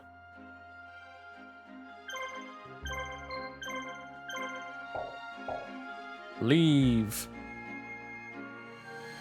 Thank you. I just didn't want to lose anybody.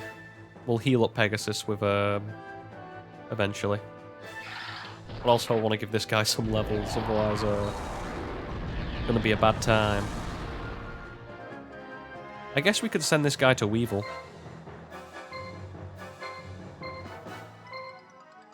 Wouldn't be the worst thing in the world.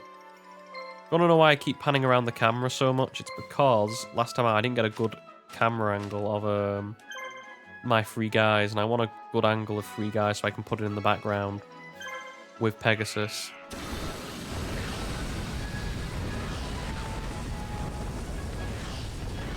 Yeah, Absolute Shadow. That is not a really good attack for something that includes, you know, breathing down fire.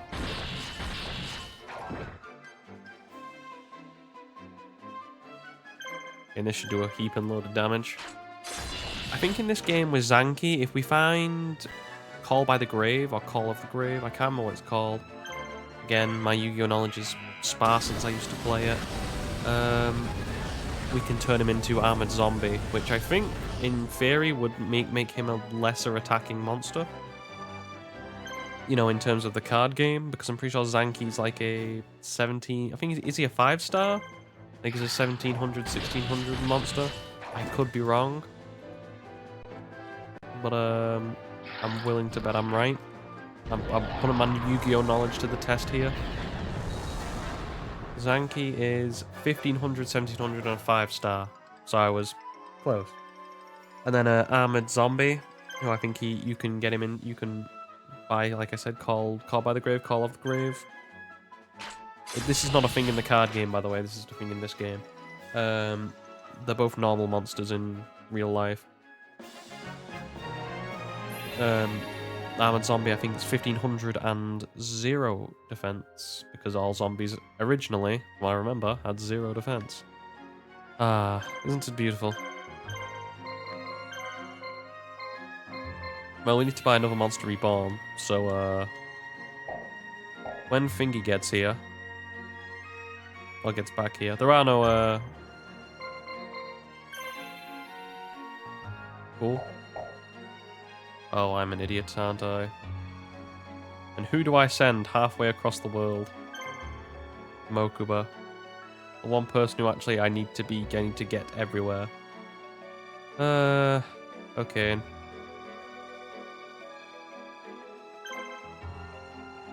For the time being, he goes to there to split his trip.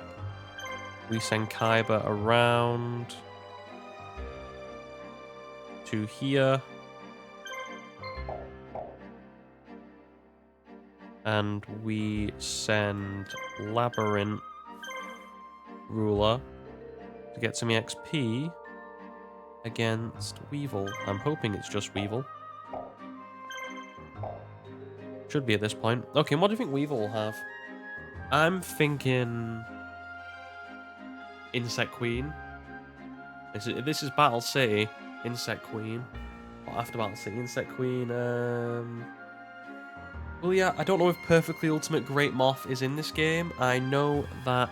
What's that? Oh, it's my finger. I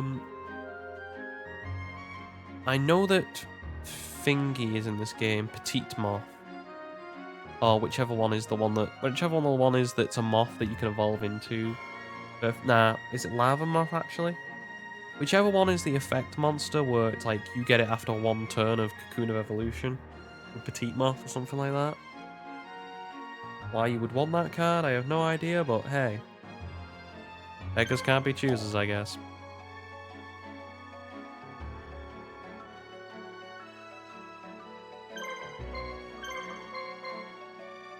You cannot defeat me. I think this will be the last one for the day, actually, though, as well. It's just because, like I said, these videos go on for so long and they're so slow and cumbersome. Okay, and so he has none of the characters I said. He has Hercules Beetle, Big Insect, and Basic Insect. Yeah. We're probably going to go for the Beetle. Try to do as much damage to the big boy. And work our way from there. Does actually make sense as to why he would have these and not, you know, the actual big boy cards that he should have, because it would be terrifying, I guess. Although, Pegasus had, like, the Courier box, and the Courier box is like a 2k beta.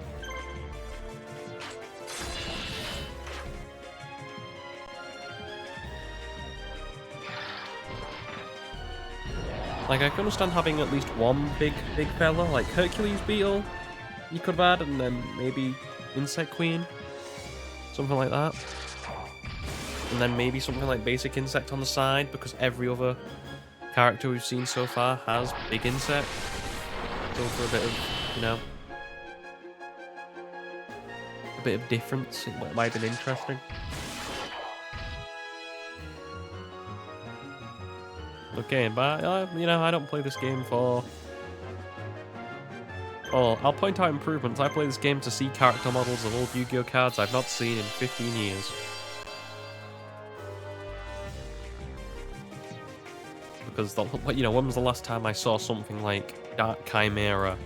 I think it's a 5-star and it's got terrible stats. So why would you play it in the first place? You know, that's the one thing about Yu-Gi-Oh that annoys me. It's a bit like Pokemon in a way, and we can talk about that actually. I'll probably talk about it in the... Well, while I'm playing Uncharted, but... Because I'm saving this stream up for talking about Batman, and we'll talk about Pokemon and the Pal World thing when we're playing Uncharted. But, yeah. I think it's a thing with Yu-Gi-Oh where they've got a lot of really bad cards. In terms of... Okay, and the Beatles guarding. In terms of the card, like, there must have been cards that they knew weren't ever going to be used in actual play. Not that I'm saying that every card needs to be optimal. I'm just saying every card, like... Could they not have made some cards that were, you know, like... There's a lot of, like, lower tier, weaker cards that why... You look at it and go, why would people play this? It's terrible.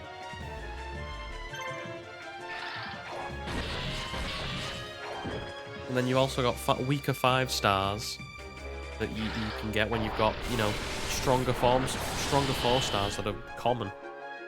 You know, like, obviously earlier on we had, probably initially, we had, like, Skull Redbird and Uraby. Then you're probably saying, eventually we got stuff like, Neo the Magical Swordsman. Then we got Mechanical Chaser, which was the, you know, the big boy for a little bit, and extremely expensive for something that was meant to be, what, an 1850 beta? Probably cost you an arm and a leg to get that back in the day. And then Gemini Elf, and then that's 1900, so you're all talking about, you know, anything more powerful than that, you're probably talking about, like, Dark Elf, Jirai Gumo. At some point later down the road, Goblin Attack Force.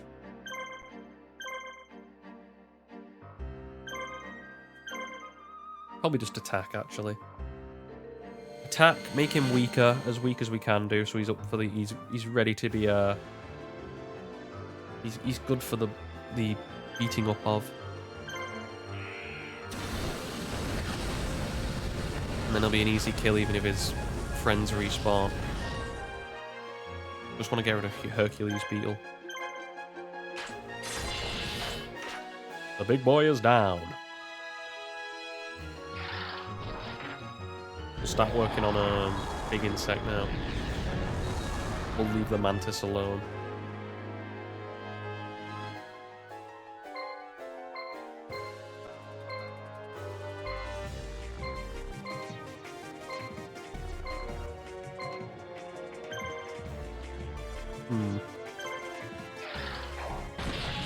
Like I said, just getting a few different angles of stuff.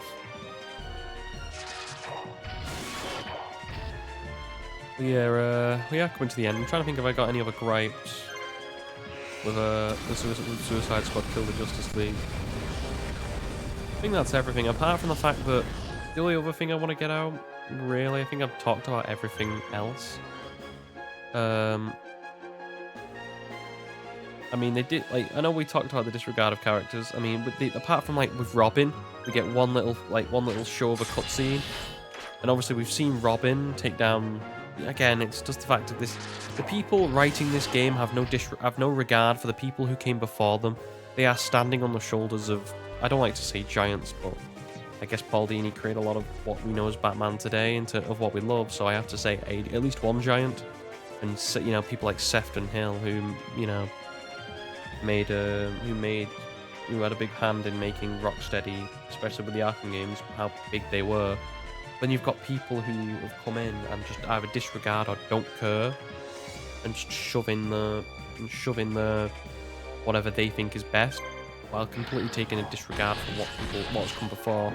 And I think that's come with the thing of, I know people have probably talked about it and seen it with Sweet Baby Inc. with them, you know. I don't know whether it's companies bringing them in because they think they need them, or companies, you know, I don't know what the actual, you know, thing is. Is it they come in because they get told they need, you know, someone slams down on the table and tells them we need diversity, and they bring these guys in for the sake of it, I guess.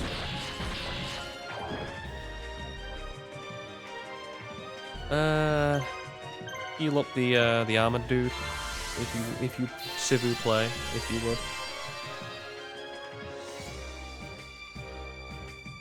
If you would be so kind. Hopefully this will kill the big insect, because we've got that boost on him. I don't think it will.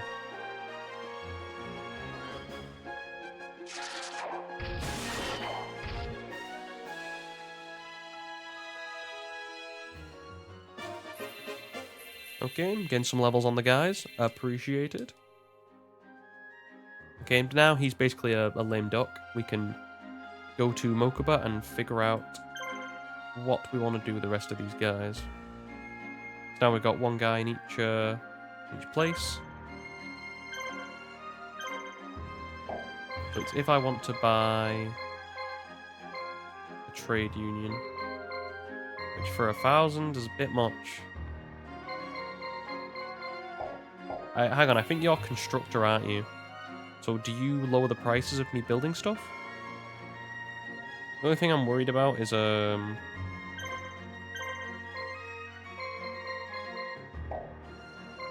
because obviously we heal here, I think at least. The thing I'm worried about is Pegasus, you know, being on his lonesome. We have to wait now, unfortunately. But yeah, with Sweet Baby Inc., I don't know whether it's a consultancy agency that they think they need, or they get foisted upon them. I'd like to think they get foisted upon them, because I don't know why. It's happened in Spider-Man 2 where we had weird little things. Like I said, Spider-Man 2 is probably a 7 out of 10 game that could have been a 10 out of 10 with tweaks to the story. Because the story's just so bland, and the fact that Miles Morales never gets overshadowed and is somehow just like, basically can do what Peter did in the first game with no sweat. Which, you know, for someone who's meant to be Spider-Man for a longer period of time, you would think, yeah, see what I mean about Constructor? That must be, Discount must give you a cheaper thing. Constructor must be able, you're able to construct stuff for less. So, what's here? I don't like using the magic, because we never seem to get up to the point where we can use it effectively. I will buy 1 red medicine.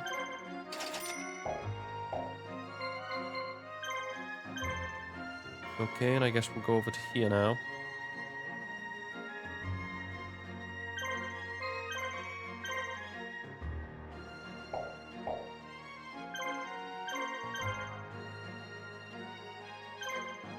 We'll have Kaiba leave there and swap with these guys.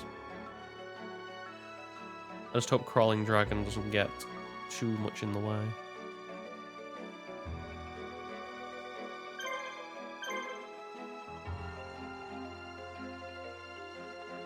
Oh, there we go. These guys will have half health now, so they shouldn't be too much of a worry. Like I said before, these guys do respawn, so it does become a little tad bit of an issue. Shouldn't be too much to worry about. Like I say, Bones is the only character that's not actually seen some action. He's just moved to here and done out. So hopefully, yeah. 5 Hunter Spiders, all at half health, because when you kill them the first time round, they're all at half health. Strange they've gone for Bones, though. I thought they would have attacked Pegasus again. I guess I'm fortunate in that way.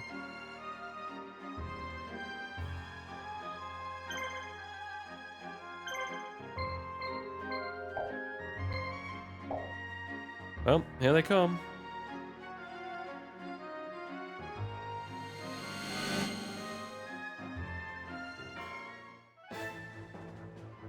I do expect this to go a little bit longer than what's probably expected, which is why, because we know Uncharted's finishing probably today. Probably going to be doing okay. But yeah, I don't understand why companies keep employing Sweet Baby Inc. when they seem to just, unless your game is a really good game, even then they seem to knock it down a peg with just weird choices for no apparent reason. Like, Spider-Man 2, for me, I like the first game. I thought it just needed tweaking. And Spider-Man 2 could have been potentially a 9 out of 10 game. I think it's, in my opinion, because of the story. Maybe that was Sweet Baby. I think it has a part to do with Sweet Baby Inc., but also the actual writers on Spider-Man 2 as well. It's just not a good story because it's got so many holes in. They disparage Peter Parker for the sake of disparaging Peter Parker over Miles to get Miles over, which is some stupid in some things. It doesn't feel deserved. Because at no point does Miles ever, even in the Miles Morales Miles Morales game, it felt like. 1 minute. Just let me get that. Phone's fully charged. It always felt like there was never any struggle for Miles in terms of him being Spider-Man. Like, to me, it would have been better if Spider-Man 2 would have been Peter. Like, the first half, like, they split into 2 halves with Kraven and Venom. And it feels like it would have been better served if they'd had the first half be about Miles' struggles being Spider-Man, and have Peter bail him out with the black suit, and that's how you introduce the black suit at that point. Beating Kraven. And then the end of it would be Peter using the black suit, Miles helping him come over it, and then Miles, I could just wait, because you're on guard. You're going to hit me eventually. And it's a miss. Which means I get to do this. Yeah, I feel like the game would have served better if, like, the first game, I think, is serviceable. There's little things I don't like about it, but for a first venture into making a new game, like you know, like I said, with the Arkham Asylum's probably my favorite out of the Arkham games. I think they get the feel right. The only thing if you could get Arkham City's combat into Arkham Asylum, I think you might have close to a perfect game, as I could probably think without, you know, nitpicking. But like with Spider-Man, it's like the Marvel Spider-Man. It's a very good game. It just needs to. It's a bit like Arkham Asylum, where it needs some tightening up with the combat. It needs a lot more tightening up with the combat. Complexities in terms of some things. Story beats could be ironed out a bit better. But it's still like, I'd consider Marvel Spider-Man like an 8 out of 10 game. a low 8, a high 7, a low 8 out of 10 game. Spider-Man 2, the stories got worse. I don't know how you did that, but, you know, bravo. It's got more problems. Like, Spider-Man 1's story was serviceable. Spider-Man 2 story is... At points, you just going, huh? Like again, some things don't make sense despite, like, all the cool things that are happening, like, with Venom. Like, all the concepts they did, like, turning the city into Venom. I mean, it's been done before in a Spider-Man game. Web of Shadows. I'd have had a word with you. But you know, it's a cool idea. And then all the things with Harry, I think that could have been. I think you could have sown more dissension between Harry and Peter before the suit, and then the suit preys on both of it, on the rivalry, I guess. But they didn't really do that enough. I mean, the thing with MJ just feels like a kick in the dick to Peter. And when you know, he apologizes to MJ for really no apparent reason. I felt sorry for Peter despite he goes through all this hardship and yet completely has to apologize to everybody. I mean, and don't get me wrong, he does screw up at times, like with like not looking for Miles, I guess, but that's the suit. He and then there's moments where he has to apologize to Mary Jane afterwards, and I'm like, it doesn't really make sense. But I don't know, like, the Sweet Baby Ink thing for Spider-Man 2 is a bit weird. You can definitely see their influence in it. Like, the stuff with the deaf girl, I was like, you could have made a romance out of that if you developed it a bit more. But again, it just feels, a lot of those ideas felt they were shoved in and not actually developed well and well integrated into the actual thing. The same with God of War Ragnarok. The fact that, like, for some reason, like, they just decided to shove in, like I said, you stick to continuity, and that's how you respect the fans. Like, to me, we're talking about, okay, Norse mythology, we're talking a lot of Norse characters. They all have to be of a certain look. I'm sorry, but in Norse, when people were devout to the Norse gods, I can paint a pretty good picture for you of what those people would have looked like. And it turns out that a lot of them were either blonde or there were a lot of redheads as well. But they would have been, white bearded. If they're men, they're usually white, quite bearded men. Although in some cases I do like the design of, like, say something like Heimdall, is very different from what I expected him to be.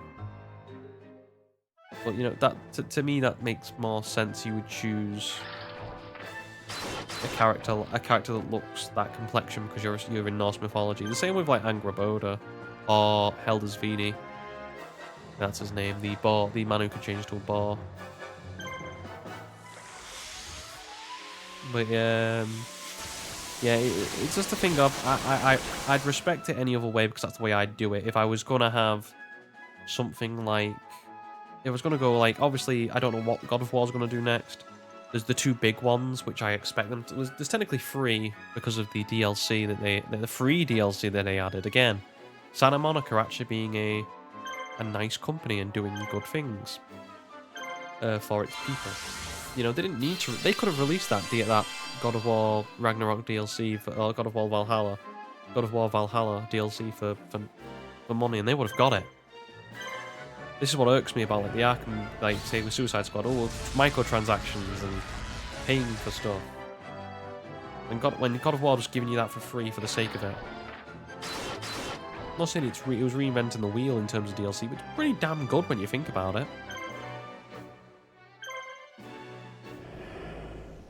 Well, and I'm not even disparaging God of War Ragnarok. I think that was an 8 out of 10 game as well.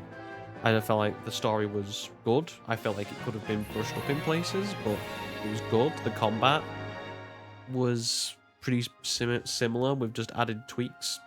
than the first game.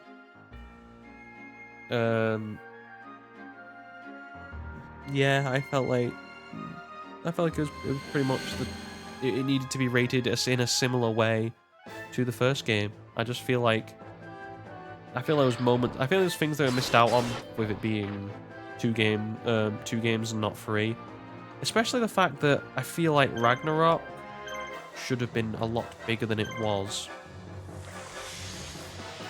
If that makes sense. I feel like we're talking about for all the build-up of it, you've spent the whole of the game, the previous game, like half the game. Like, you're talking about fighting, there's always going to be that illusion, and bear in mind you've named it the second game as well, so there's a lot of hype behind this. I was expecting something a bit more, bigger in terms of spectacle. Like, don't get me wrong, I know that you've got like Jormungandr in the background, and that was great. That's all good and great for world building when you're in God of War 1, when you're just roaming around and you just see like a massive snake. But I was expecting I want to see, I was thinking I want a fight that's levels of that's like you're on an actual battlefield. Like, we're talking, take whatever gruesome war film you want, and imagine doing it with with gods fighting each other on the battlefield all at once, and you see all of it. I'm not saying it has to be, a Hideo Kojima game with 15-minute cutscenes instead of actual gameplay. Can you imagine being on a battlefield? Like, that's the one thing we've actually not seen Kratos do. And for when he accepts to be the general in that game, I was like, okay, and here we go. We're gonna see how Kratos actually be a general for war. I'm not saying it's gonna be like Rome Total War. We're gonna be like, okay, go here, go here. I'm not saying go strategic with it. What I'm saying is I was expecting it to be I was expecting to see a massive amount of characters fighting. I was expecting, start of the Lord of the Rings sort of scale in terms of spectacle, rather than what we got, which was more a bit sparse in terms of I was expecting an all-out war between the gods. I want to see in the background gods fighting, but I want to see I think it got hamstrung a little bit with the fact you've got Atreus and you constantly have to switch between Atreus and Kratos with another person who's your buddy, and using Freya. But I would have loved to see Freya, not Freya, Freya, in the background, fighting some other god. I'm not saying you have to get every god in, but just saying can you imagine seeing in the back, seeing it while you fight, just having in the background, just having him fight just Aesir warriors, or maybe a god, and having him in the background, in the background you can see Thor and Jormungandr fight in that game. But can you imagine if it was more closer up and you could see Thor whooshing around, hitting him, and just seeing mountains collapse and stuff like that as they fight. And especially as well with the fact that when Thor actually hits Jormungandr, it's quite underwhelming. I know they say he gets knocked back so hard, he gets hit so hard that he gets knocked back through time. When I think of getting hit so hard you knocked back through time, the guy doesn't just disappear. I was thinking he hits him and there's so much thunder that he creates a massive explosion that that basically blows a massive hole in the world. Not in time. I don't want a portal say something like God of War.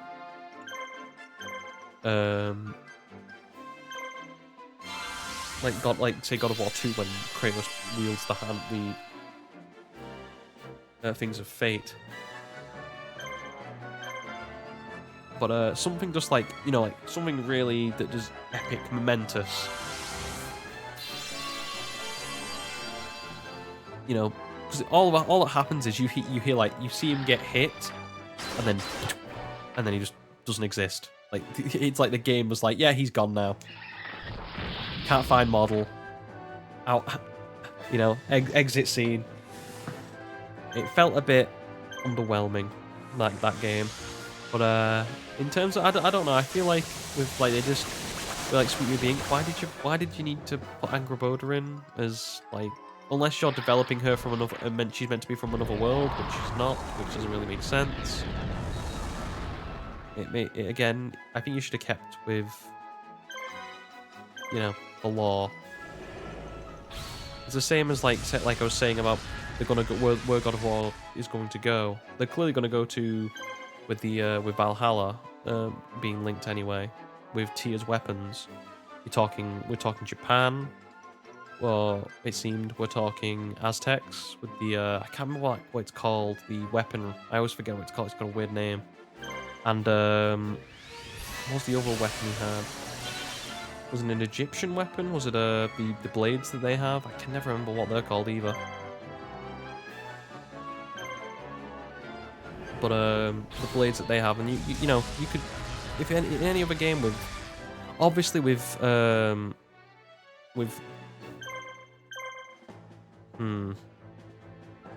think I'll hold off actually.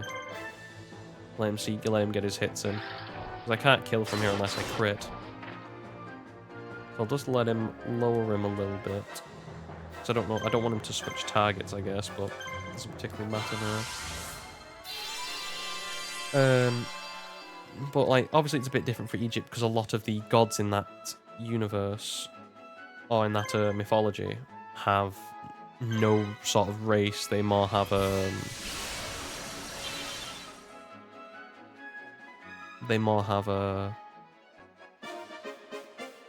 like animal heads, like Anubis, or I always forget the crocodile ones, or Osiris, or I'm trying to think of a third one. I can't remember his name. Is it like Sin or Son? I can never remember. My Egyptian mythology knowledge is very scarce compared to my Norse or Greek. But I'd love to see Egyptian. I'd love to see it. Like I don't know much about the Aztec gods or the the Japanese. I don't know if it's more of it's just because he was using a katana, which obviously lends me to think that going to be like the Japanese gods. But like you say, I'm not crapping on God of. I'm not gonna crap on God of War. I'm just saying I don't know why do these companies need to seek the advice of a company that seems to openly disparage, or well, wants to diversify the games for no apparent reason. Because you don't really get a benefit off it in terms of, apart from I guess like the DEI, I know you get, like I've said before, I believe they get money from doing such and such a thing. It's it's why a lot of companies are pushing it. Or are pushing it and going for it. Because it's, basically, hey, if you do this, we'll give you money, and, well, the company's job is making money, so you're like, oh, okay. But I don't get why when it does it overtly, or when you give these companies like Sweet Baby in control, it seems to cause a lot of issues in terms of fracturing your fan base, feeling like making the game divisive, excluding people who are going to buy your game. Just make a good story. And like I said, with God of War Ragnarok, it's not that overt, so I kind of let it slide. With Spider-Man 2, and definitely with Suicide Squad, you can definitely see like Sweet Baby Ink's fingerprints all over it. And the problem is because of the way Sweet Baby Ink just seems to have got its, over the last couple of years, it seems to have got its fingers just like Hunter Spider there. It's got its tendrils just wrapped around a load of big games companies over the last few years. I do worry as well. Because if you, I don't know if you've noticed or paid attention to like bigger games companies, but they seem to just, I don't know what it is about, whether it's just the people they're employing or the people who run those shows, or the like the abundance of resources they have now. Like I said, when you're spending millions on games, but big game launches seem to be getting worse. Like if you think of when was the last time we got a year where we could have like, 5 to 10 really good AAA titles come out? And we could go, they're all great games. There's not been, it seems more recently there's been a lot of bombs.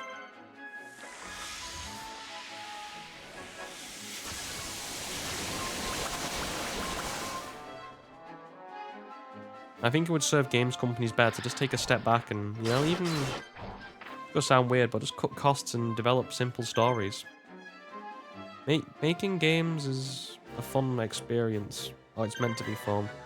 As soon as, that leaves your goal as making it, that's not your first priority, you're screwing over your audience. In a way. I do agree with Reggie. If the game's not, if the game's not fun, what the hell are you doing? Oh, Kane, brother? Well, I can either kill him, probably, or we have to wait another turn, so I was thinking about healing my dudes. But I think I'll kill him, provided this hits.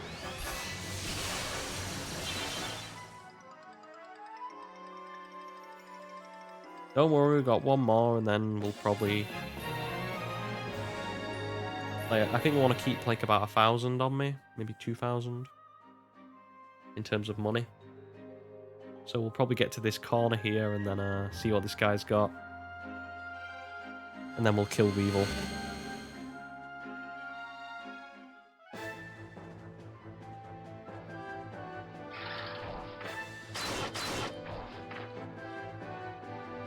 Then we'll have a little break. And then we'll come back and finish off Uncharted. To be honest, I was a bit nervous coming in today.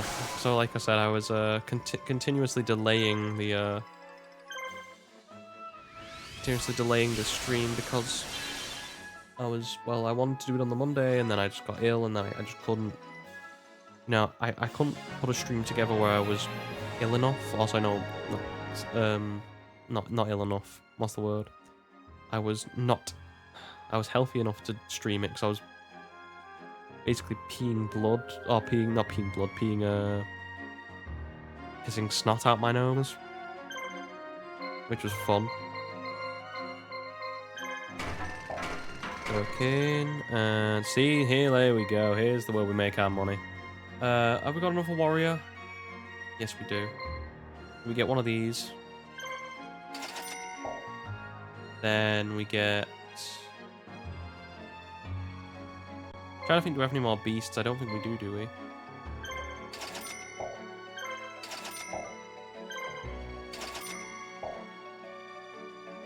I'm trying to think who else we've got.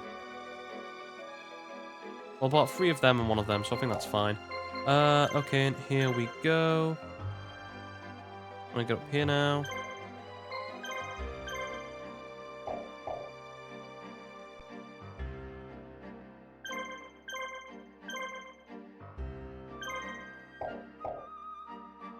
I know it's slow and arbitrary, but we're doing it.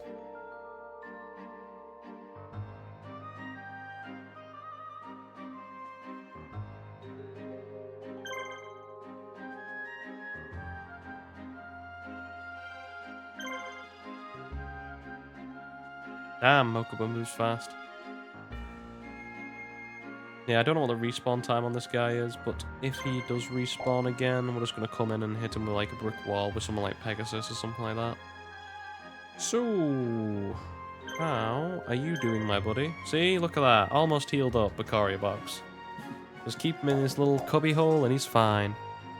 We also need to, we just need to get here, and then I need to send Mokuba to get a monster reborn from here. And we should be a-okay. Just send, like, Labyrinth guy. As soon as these get to Labyrinth guy gets to here, we'll send him back in to... We'll send him back in to finish off Weevil and get him, and then we'll finish off for the day.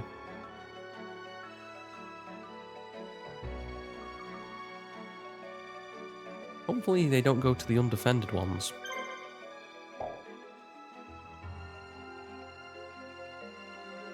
Okay, nearly there.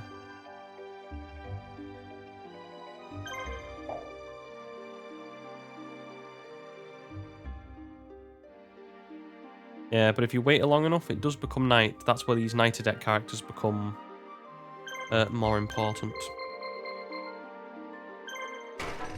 Okay, and what's this guy got? Anything? Dragon Capture Jar. When used in battle, this jar prevents all dragon monsters from moving. I'll get it.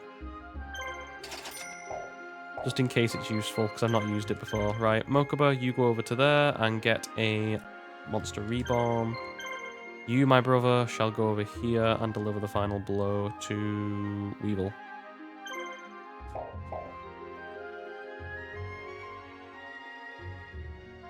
Because we need to get you some precious EXP. Yeah, I don't know what it is with games companies. I feel like fear mongering for these people. Like when people say like, oh no, AAA companies are doomed. They're not doomed. They'll just... Thing is, if they keep losing money, some of them will be doomed and will get bought up by other companies. Like, say what like with Xbox is doing. For the moment, with buying, they bought Activision, bought Bethesda in the last few years. You can see what's coming with that. Now just don't promote any other units and we'll be okay. We'll go side on as well just to make sure.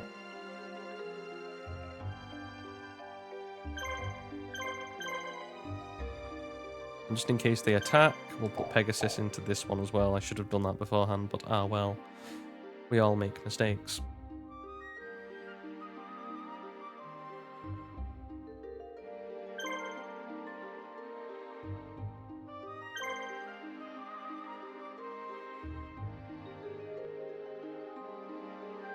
Okay, just wait for this guy. You win.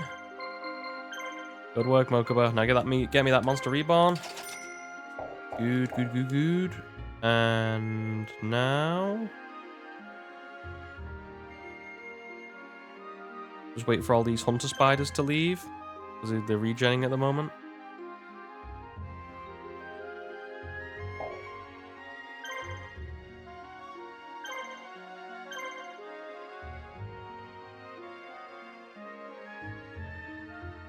Yep, those are the two. I'll beat him before this happens. Don't worry. The fourth one, and I'm waiting for the fifth one to leave because they apparently come in fives. It's going down to the wire. We could lose this place again.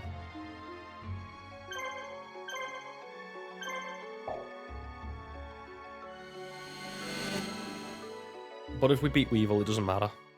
Which we should, because last time I remember...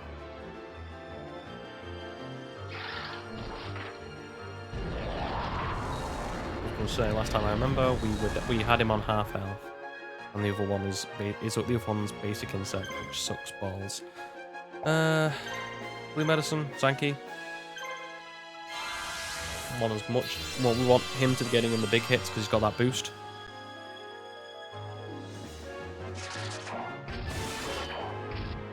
But we want to get rid of that insect first. We want to get rid of the big ant. A big boy.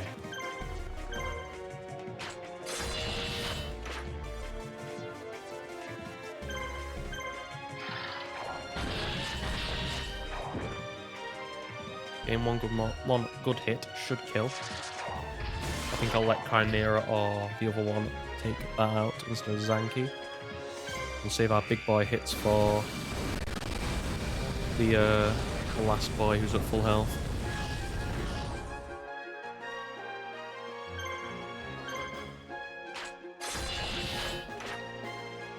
Because obviously he's got a lack of defense, which is good for us.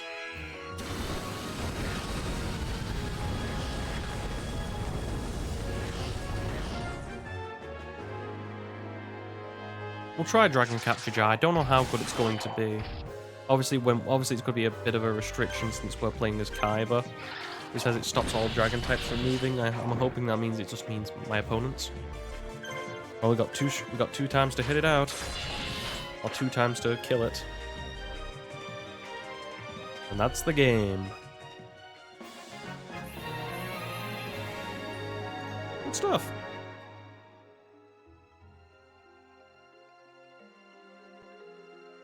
And that should be it. No, how could I lose? Like, Weevil's got like a yeah, like sort of a thing. But I can't do like the voice because it'll just be scratchy. I told you we could have avoided this whole fight if you just joined me when I told you. Now you work for me, just as we agreed. Any questions? Kaiba, never mind. We're probably after the same thing anyway. That's better. Oh, and try and carry your weight on the battlefield. I think that's our additional gold. Okay, Lord of the Plains, but this will be next time. According to Weevil, there is a powerful marshal that controls the Gronland fields just beyond the deep forest of Inzam. Gronland is home to the largest beasts. The marshal that controls this area would surely be a welcome addition. It's Rex. And so, leading to his growing force, Kaiba sets off to convince the ruler of Gronland to join him. Which we will do in the next one. I think for now, we'll leave it to here. And, we shall be off. Which is good, because we got Pegasus, we got Labyrinth Ruler, whoever that is. I mean, they could have just given me a, one of the Paradox Brothers and I wouldn't have minded. Or both of them, why not? And we got Weevil. So, for the time being, that's all the time I've got for today. For people on Twitch, we're going to take a short break and finish, and then come back with Uncharted. For people on YouTube, Rumble, BitChute. Oh, it's been a long time since I've done one of these, so give me a minute. For people on those platforms, I'd like, if you would like to watch live from Twitch, like people have been doing today, you are more than welcome to. There should be a link down below from where you're watching this stream. Actually, from where you're watching this video in the description. There should be a link there to the Twitch channel, as well as any other platform you wish to watch me on. If you're on Twitch, there should be links to all those channels I've just mentioned down below from watching this. If you would, if you're on, anywhere, please like, share, subscribe, comment. I'll do all that things. I do interact with you guys, and plus it really does help me in the algorithm. And without further ado, I'd like to thank you all one final time, and bye-bye.